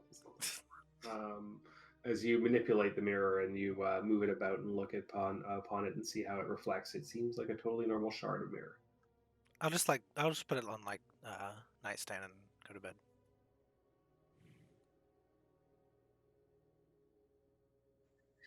You have a somewhat distressed sleep. Not seriously so, but it is not the most restful of sleeps that you've ever experienced.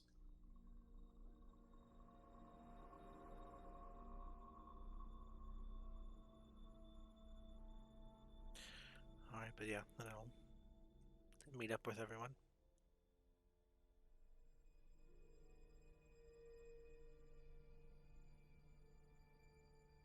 All right, so bright and early, 8 a.m., assuming unless any of you are particularly lackadaisical, there's no S in that,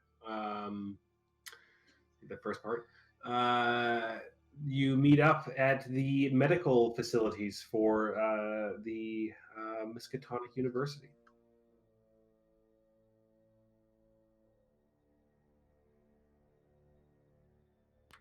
Nora is there early, leaning against the wall, smoking when everybody else arrives.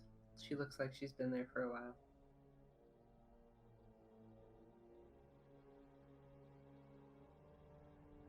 Imagine Will gets there early, but not terribly early. I feel like Luis would be there pretty early, being probably the closest one. Where are you guys? Where are you all meeting? At the medical facilities, like the campus medical school for Miskatonic University.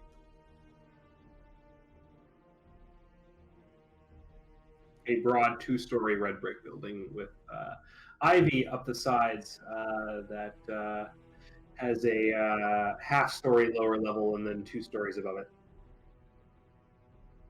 I'm gonna be at the library, like outside the library, waiting, not realizing that you guys are all there. So I'll wait 10 minutes at the library and then I'll head to the medical thing, realizing that that's where we said we'd meet.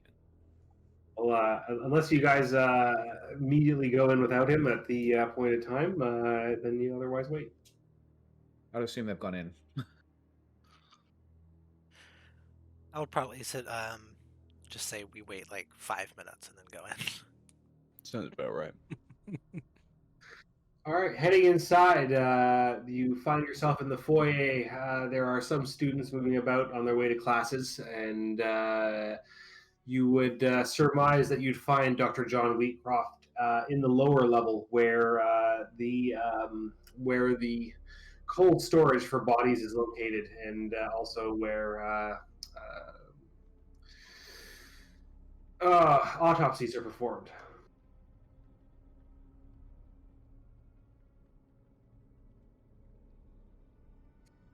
Heading downstairs, you find your way in and see the assistant to Dr. Wheatcroft at the front desk going over some paperwork. It is a younger man who looks up with a shortcut head of hair and shaved face, who says, "Yes, how can I help you?" I'll step forward and say, I'm Professor Galloway, here on business of Dean Fallon. We need to speak with Dr. Wheatcroft. Galloway, I'm surprised to see the history department coming down here and coming in numbers too. Looking back at the rest of the group with them, but I did hear that Wheatcroft, Professor Dr. Wheatcroft, was expecting visitors, so I will go and fetch him at once. And he gets up and goes through to the back, and you hear some unintelligible conversation before he comes out and says, "You can go on in." I'll give a curt nod and say thank you, and then go on in. I would assume that that Mr. Watts shows up at this point in time. And you head in just as Mr. Watts rushes in the door behind you, joining the group. You find Dr. Wheatcroft at a desk just to the side in a otherwise pristine tiled room that is well lit by overhead fluorescent light bulbs. Fluorescent light bulbs, were they invented? Hold on a second.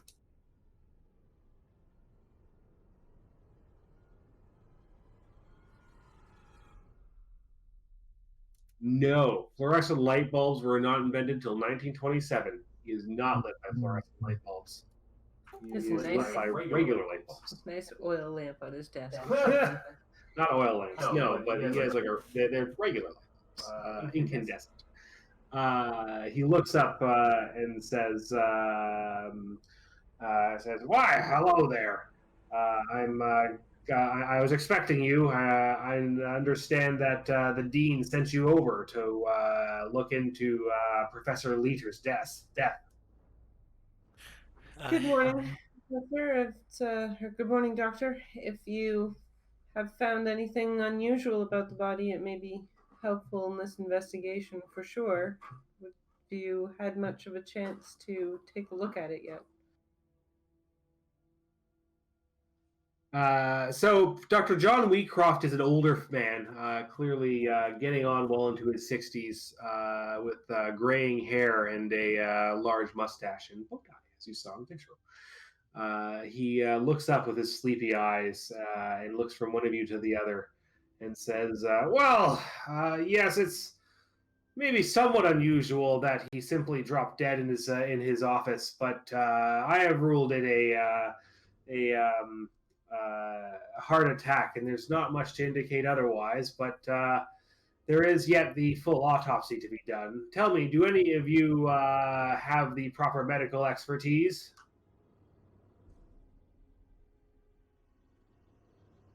I'm certainly not up to performing any autopsies myself, but I can assist in any way possible.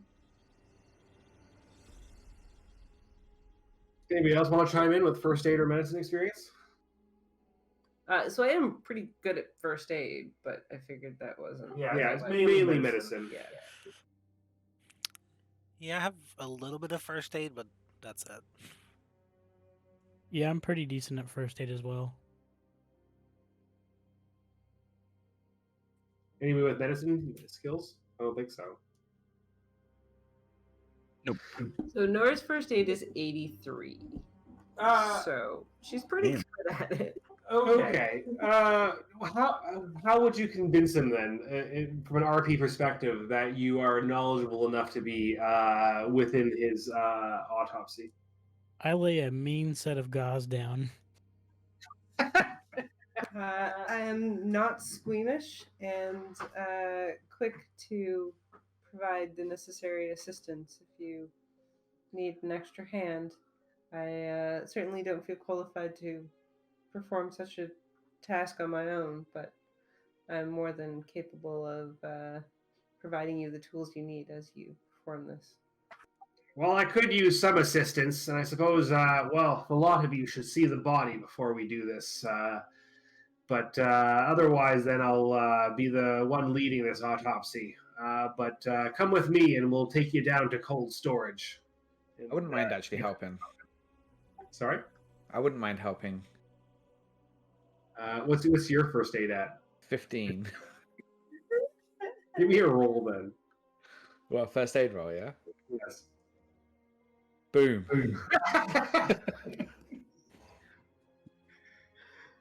He gives you the look of disapproval eyes. Yeah, I pick up a spatula, try and do the flip in the hand and just completely drop it. Not a spatula, I meant what do you call it?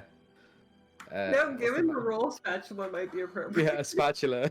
Pick up a There you spatula. go. I just put the look of disapproval eyes into the chat. Scalpel is what I meant to say. I picked up a scalpel and tried to do a cool flip and then completely fumble drop it. He says, you, sir, are definitely not welcome in the operating theater. I'm kind of expecting this guy's face to be all long, like, oh. I'm looking in the mirror. It's like his soul's been sucked out of him. Yeah, he's an old man who has seen some shit in terms of students that he has had to teach. And you are the worst of them, sir. This man has probably bought dead bodies for his students that have been in the ground for several days. So he has seen some shit. Just given the timing of this all. Yeah. So he leads the way down to the cold storage for bodies, and goes over and cracks open one of the storage containers, rolling the body out.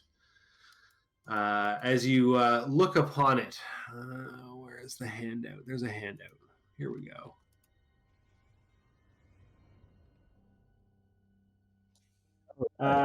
The body of Charles Leader lies in the bowels of Miskatonic University Medical School in the locked cold storage. The death certificate certainly says massive and sudden heart failure, which is no lie. Like that, if any of you had medical expertise to do so, you would confirm that he does seem to have suffered some kind of heart failure. However, his face is locked in the screaming visage of horror, frozen in agony and terror from the moment of death. His eyes are swollen, whitish gray masses of colorless clotted tissue. And unless you are used to seeing dead bodies, give me a sanity roll. So you did say that from the previous game we would have some kind of not. Yeah. So basically, any of you who were in the previous scenario basically have seen some dead bodies and seen some shit. So we're basically it's like talking Louise and potentially Mr. Wright. Mr. Wright, have you seen dead bodies much?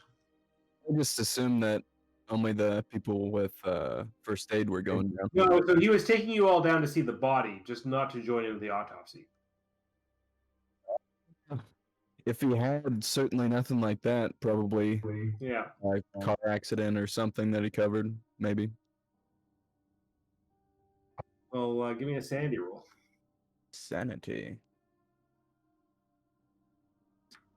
Based on like the dude's horrible expression and I don't know, being good at psychology stuff, does Nora think it's possible this guy died of fright?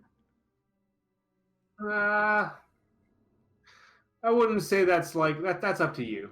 Okay. Basically, yeah, maybe. Okay, so Louise, having not seen anything like this, holds a handkerchief up to her face and shies away from it demurely, while Mr. Wright from the background peers over her shoulder at what she's looking at, and then immediately loses his breakfast all over the ground. Dr. Wheatcroft looks back up and says, you'll have to leave, sir. Go and ask James up at the desk to come in here with the mop." I'm terribly sorry. I've just never seen. It's not usually like this, is it? No, that is quite the point. I wouldn't have said that there's any reason for you to see this. And also D4 for your sanity loss. Ah! Oof, great. All right. So yes, you take 3 points of sanity loss. So he gestures towards the door for you to make your way out. He says, "The rest of you, other than Professor Galloway here, who should not be held to such menial efforts, help me hoist this this body onto the table." Then I'd suggest that the rest of you leave, and that I guess did you tell him her name, Miss Baker? Sure, we introduced ourselves. Yeah. Retcon, you introduced yourselves. Yeah, it's the polite thing in the 1920s. I feel like we would have done that even if we as players constantly forget. I'll rely on Miss Baker to provide me assistance for this autopsy. All right. Miss Baker just sort of steps forward and takes a firm hold on the body to transfer it. Changing sanity, there's a lock on the sheet. There's like a little like toggle. Is it the edit mode? Yeah. You don't have to be on edit mode.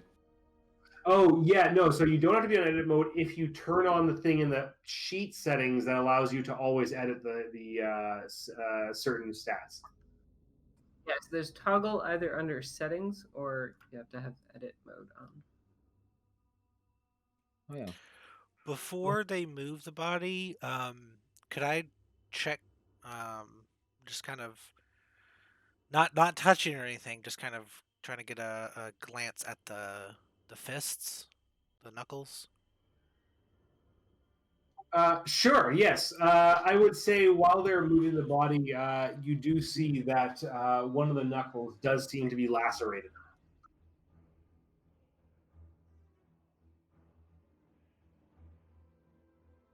We punched the mirror. Yeah. Looks like he could have done with an anti-acid. By the way, Mike, they had this thing called Wood's glass, which was invented in like 1803. When was it? Invented in 1903. Sorry. and that was used as an ultraviolet light. To look for broken No, bone. it was to communicate in the military. So, like Germans, if they didn't have that technology, they wouldn't have seen the lights of vehicles. So, it's used for communication, like flashing and stuff. Oh, like not Infrared. strobe, but infrared, like Morse. Yeah. Huh.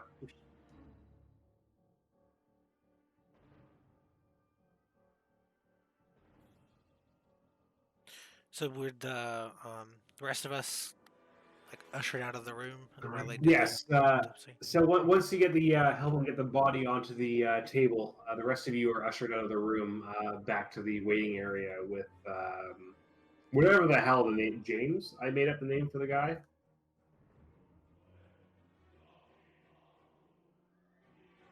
If it wasn't that before, it is now.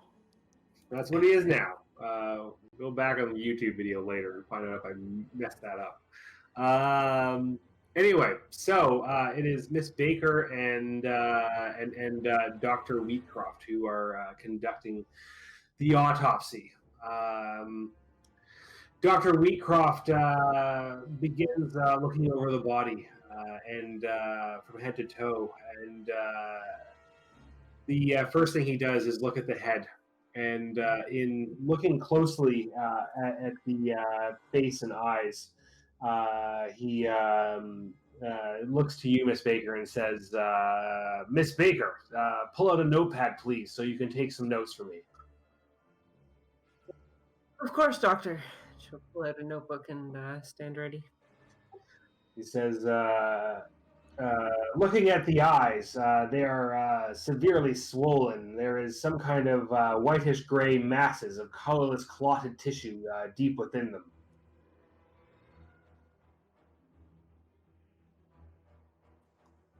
Looking down, his face is stuck almost as if in rigor mortis, even if it is a bit too soon for it, or a bit too late for it, that his face is stuck in the visage of some kind of strange intensity.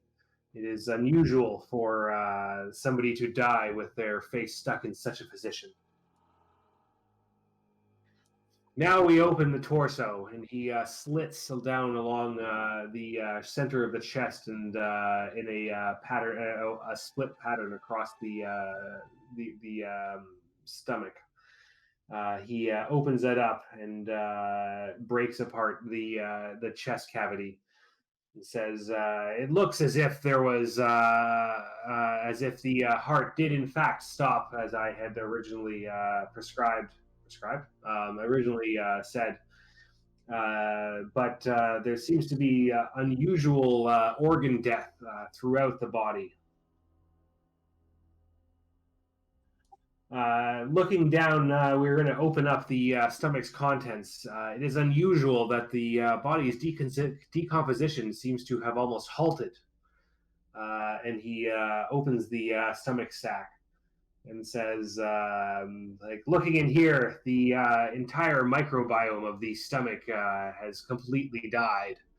Normally, a dead body which has aged to this point, even on cold storage, would have started to eat itself and decompose, but somehow this body has experienced death fully and completely throughout. Sorry, Emily's madly writing notes. She has asked me to stop for a sec. Just download the speech to text.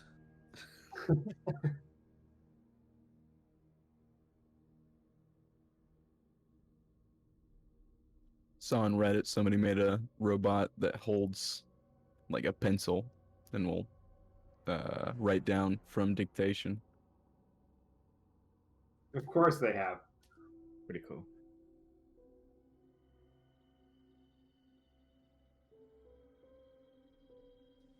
Are you ready? So moving to the legs and arms, says the muscles have been locked into an extreme state of tension. all throughout them, they are completely held in a state of severe what was the word? Severe spasm, violently spasming at the time of death.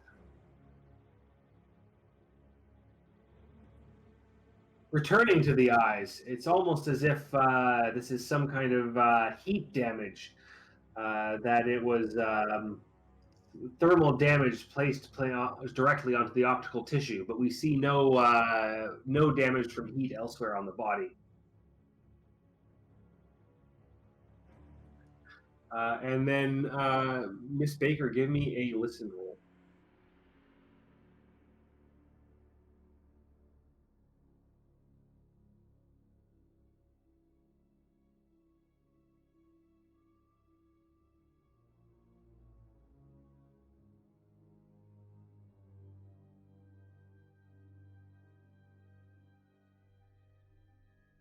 Oh, two of them. There is another room just to the side where you had pulled the bodies out from before you had taken into this room for the actual autopsy. You hear a clattering sound come from the other room. I'll turn in that direction. Is there like a doorway I can see through, or? The doorway is closed. Is there someone else here, Doctor? Yeah, he looks up sleepily and says, "What, Miss Baker? Why no? Your friends, unless your friends have gone wandering, they should be up with James up in the entryway." Just a moment, Doctor. Pardon the delay. I will go over and sort of walk as quietly over to the door as possible, and then kind of shove it open quickly. Opening the door, you look into the room. There is nothing in the room other than what you had seen before. Staring around, you see a set of forceps lying on the ground near the storage racks.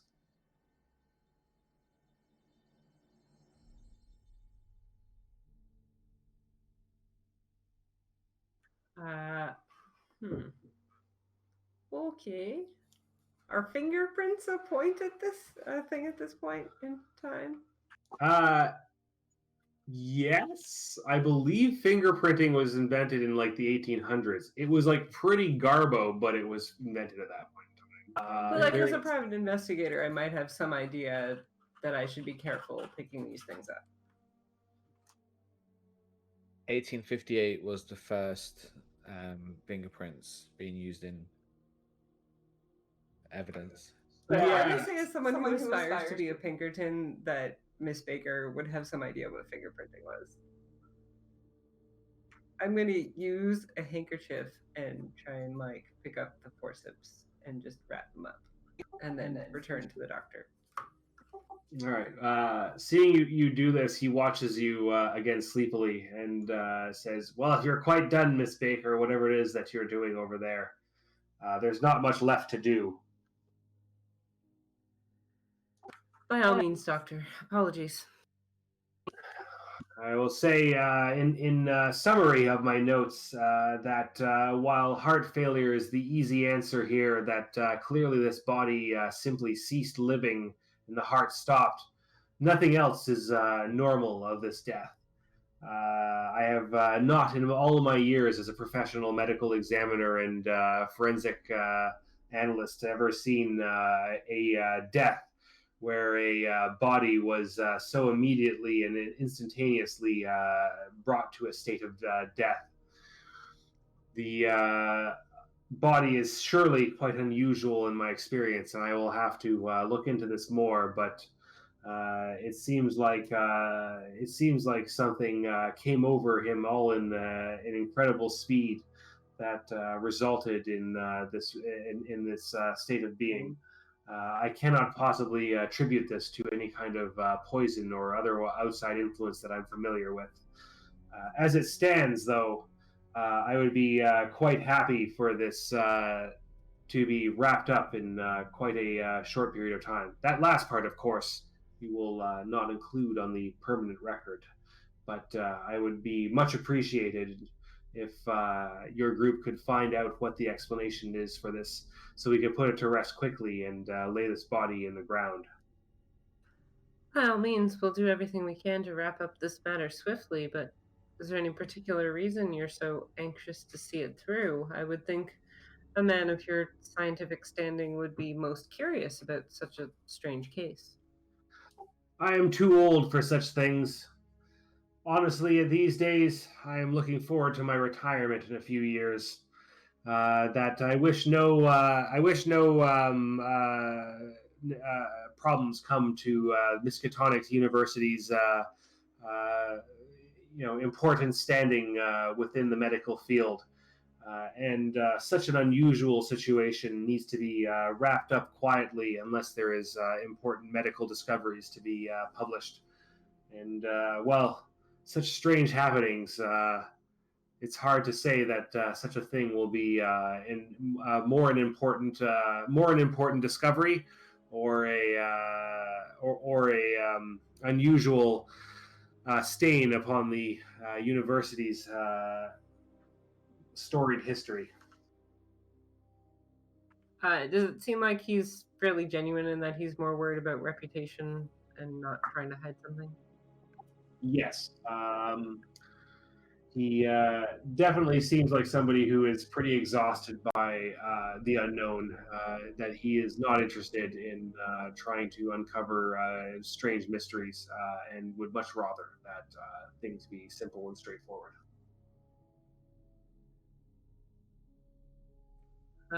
Okay. Feeling a little bad for him at this point. Nora is going to just kind of tuck the forceps and the notebook away. Well, I thank you for your time, Doctor. It certainly seems like a strange case, but we'll do everything we can to wrap it up as nicely and cleanly as possible so the Miskatonic will not be impugned in any way. We'll let you know if we have any further questions, but I think for now you've done all you can. Tell me that you'll find that where this body can be interred. I'll put it back into cold storage for the time being, but I'd really rather that such a strange body be removed from Miskatonic and buried properly as soon as possible. Indeed, I'm not sure of his next of kin and what they would want done with the body, but we'll certainly be looking into this as quickly as we can. I'll let you know where you can send these remains as soon as possible.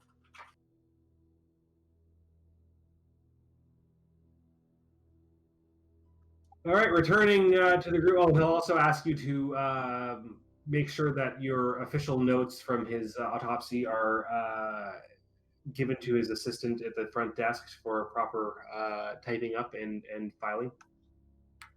Of course, Doctor. I'll make a few edits, as we've discussed, and send those notes over to her as soon as I can. It was James, so he. But either way. All right, so you would return to the front desk then, and pass off a copy of your notes, I guess, and return to the group. Yeah, and I will let the group know what was found as we head out of the building, I guess. Well, if you guys want to do a little bit of back and forth right now, but we're coming up to 11 o'clock, so it's a good point to maybe decide on where you want to move next, to let me prepare for next week as effectively as possible, and otherwise decide how you go forward. The obvious things that are on your docket is the Hibbs Roadhouse, Hobbs, whatever, Hibbs. Sorry, it's confusing because it's Hobbs House and it's then the Hibbs Roadhouse. Yes. That presumably would not be open till later, while they may serve breakfast. In terms of the speakeasy, would not be open right away. There is. So there's a few people at the university that we'd want to see. There's his assistant, there's the librarian, and there's this Professor Roach, his rival, that maybe we all want to kind of split up and tackle. Then we want to go to the asylum, We want to see if there's any like personal contacts and investigate the history of the family. So I guess a librarian, maybe someone with good bookie skills can go talk to the librarian and research the families at the same time. Yeah, so yes, Harlan Roach, his rival, and then of course Amelia Court, the postgraduate student who was assisting him. Would we know where to find her? I would say that Mrs. Galloway. You said she is married, right? She's not married. She's not married, so Ms. Please. Galloway. Hold on, my I thought you said second there was a monitor ring on just your turned finger. off. No, there is not. Oh. Yeah, What? this is What like do you mean? earlier. That was the opposite, but okay, yeah. So Ms. Galloway would certainly be fairly knowledgeable about where to track down a member of the faculty, even a postgraduate student, which would be a logical next step in terms of like something where you guys go to, and similarly, yeah, maybe split up and another group go to see Mr. Roach or Professor Roach. I think Nora would suggest that maybe Miss Galloway go speak to the librarian and look at the library for like anything interesting about the family, and that she would go try and talk to Amelia and Professor Roach and whoever wanted to go with her. But I feel like my like high psychology would be useful in talking to the rival and the assistant. My second monitor got unplugged. Sorry about that. Oh, man. I don't know. It's all right. Yeah, my highest stats are charm and psychology, 75 and 70. So A maybe little you bit of should sweet talking. Maybe you should go with Galloway so that we have high psychology and we split into like two groups and both groups have good whatever. Split Yeah. the party. It's Yeah, a lot more that makes sense. reasonable in this game. Yeah, we also have that Lucy Stone. So I guess looking for breadcrumbs on that, like a student registry, since our guy is at least invested in students as far as the person he's visiting that's in an asylum. But And that then my first guess where this Lucy's from, but and if then not, I was just gonna say me and Thomas have Abner Wick that we would want to go talk to as well. Yeah. imagine Yeah, yeah, for sure. But I imagine to cap it off for at least the next evening, probably be going to that speakeasy with Mr. Watts and Yeah. whoever joins. I kind of did want to go to the library to try and get in that restricted section.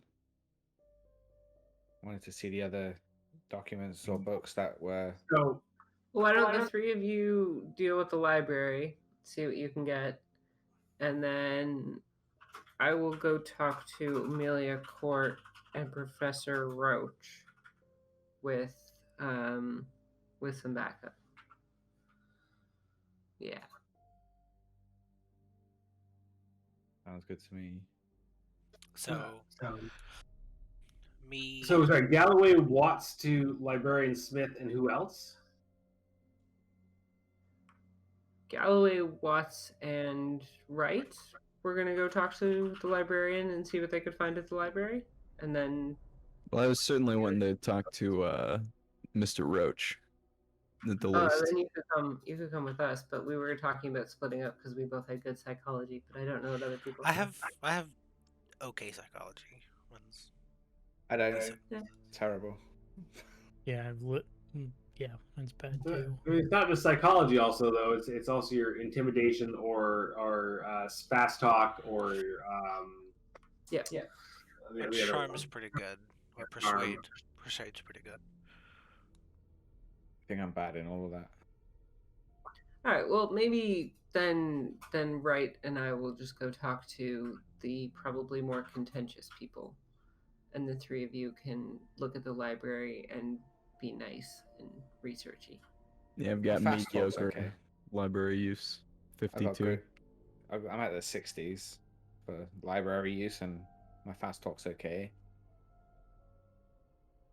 got a decent listen. By the way, Mike, Spot him. the thing you said that you're going to give me in the last like powwow that we had last Sunday, I would have spent some time with it before bed last night. Okay, well, you'll just let's make sure we keep track of that, and when a week or so has passed, then we'll make another roll on that. Yeah. But yeah, Benjamin, we should check out the library and then hit that antique store after. Definitely Okay. interested in speaking to a friend. Yep. Abnor Wick. Can't decide if we should talk to the assistant or the rival first. I feel like there's benefits to both. The assistant might give us a little extra insight on spots to poke at the rival with. At least that's my thinking. Yeah, I could feel like going both ways, but yeah, I'm kind of leaning that way too. Let's talk to the assistant first, and then we can always go back and talk to her again afterwards if we need to. I see what you were thinking with splitting up psychology / talking skills with the antiquarian. He could be hiding stuff, but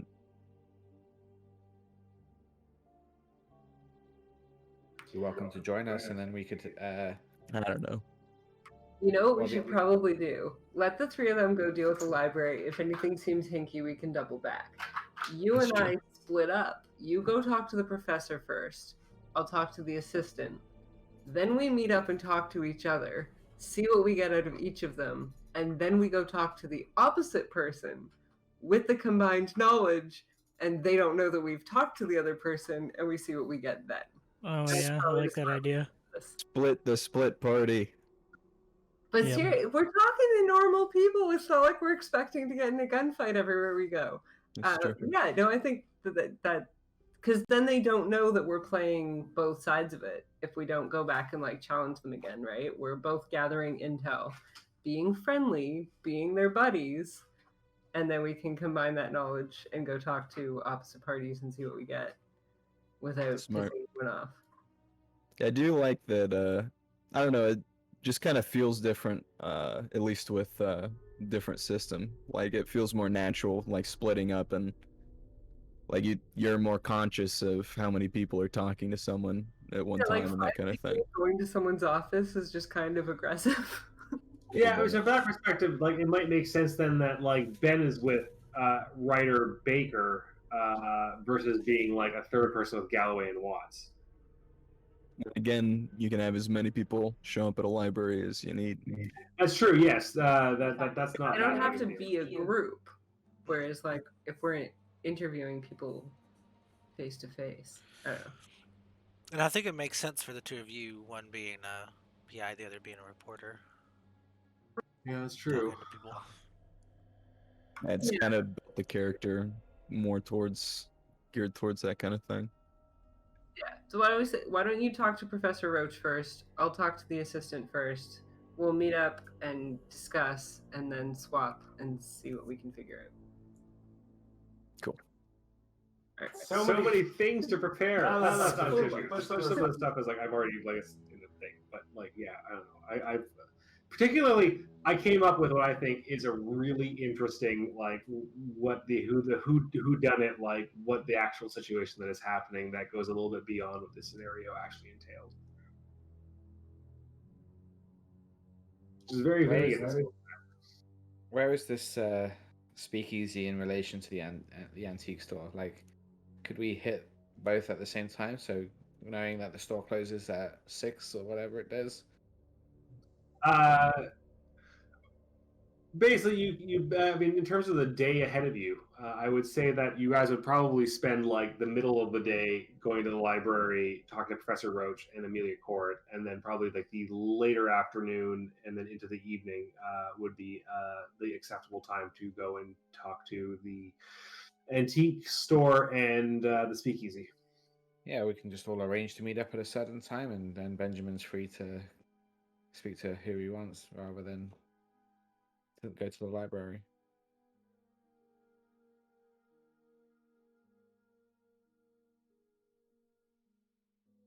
Cool. Yeah, I guess we'll say that like the larger group of us will all meet up for dinner type thing somewhere and regroup and then decide what to do from there.